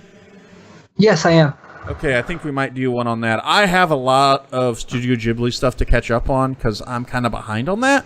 I've watched all the Miyazaki ones, so I know about all 12 or 13 he's done. But I'm pretty well versed with it. Would we count Grave of Fireflies? Because that's a depressing. That's Isao Takahara, and that was done under Ghibli's umbrella, but it wasn't technically done by Hayao Miyazaki. But I don't know if you want to touch it, sure. But oh my gosh, yeah, I'll just get What was cry at the end. What was the one about the guy who made the planes for World War II? World War II? I'm either thinking of Porco Rosso or the Wind Rises, which was the very last movie that came out. I think that's the only one that I haven't seen. If you watch The Wind Rises, watch that movie. Go into that movie knowing that this was, going to be his last movie, and you can really feel that out of him in this one. You can really tell he's wanting to give one last message and be done. Well, and also I need to catch up because I really haven't seen any after Ponyo. Oh, it was cute. What was the Secret Mermaid? The Little the Studio Ghibli's version of the Little Mermaid. Yeah, it was interesting. It was a cute movie. It wasn't bad. Well, I mean, a new studio, or was it G Kids, just picked up their license from Disney, and they're releasing a lot of their back catalog stuff, which is good considering Disney kind of butchered a lot of their releases with Studio Ghibli. So, but they said they're pretty much going to go back and just do English mirrors of the Japanese releases. That'll be interesting to see how they take it. Yeah. So, we'll talk about doing that. I'm kind of had fun talking about animation and stuff and doing this kind of stuff. So we'll all definitely have to do it again sometime. So thank you, gentlemen. Anybody got anything they want to plug? Not much else from me. Jowski? I still have alexjowski.com, but I haven't really updated it in like forever. And follow him on YouTube because he live streams. Oh, yeah. Interesting stuff. I've been following some other critic lately, this contributor guy. What do you mostly do in terms of like your show or your what topics you'd like to talk about? Actually, I start with a game until somebody else on, and then it's just free conversation. Okay. Last time he played a very interesting dating sim. Yeah. That was epic, by the way. That was awesome. Brooks, have you seen that yet? No, probably not. All right. Be sure to check me out on Admiral Joker on Facebook. Also, Admiral Joker on YouTube. 4TW.com will probably be down for a while. I don't know if I'm going to be bringing it back formally yet, but we are going to maintain the 4TW brand here on YouTube. So we'll be doing that, and I'll probably be doing some reviews here soon of things I've watched, because I got a lot to say about the new Mummy movie that just came out. Okay. So, anybody has anything they want to contribute to 4TW, please be sure to message me on Facebook. I am accepting contributors, not the contributor. But I am accepting contributors that share your stuff in the channel, so let me know. Thanks so much, and everyone have a good night. Good night. Have a good night. Good night. Later.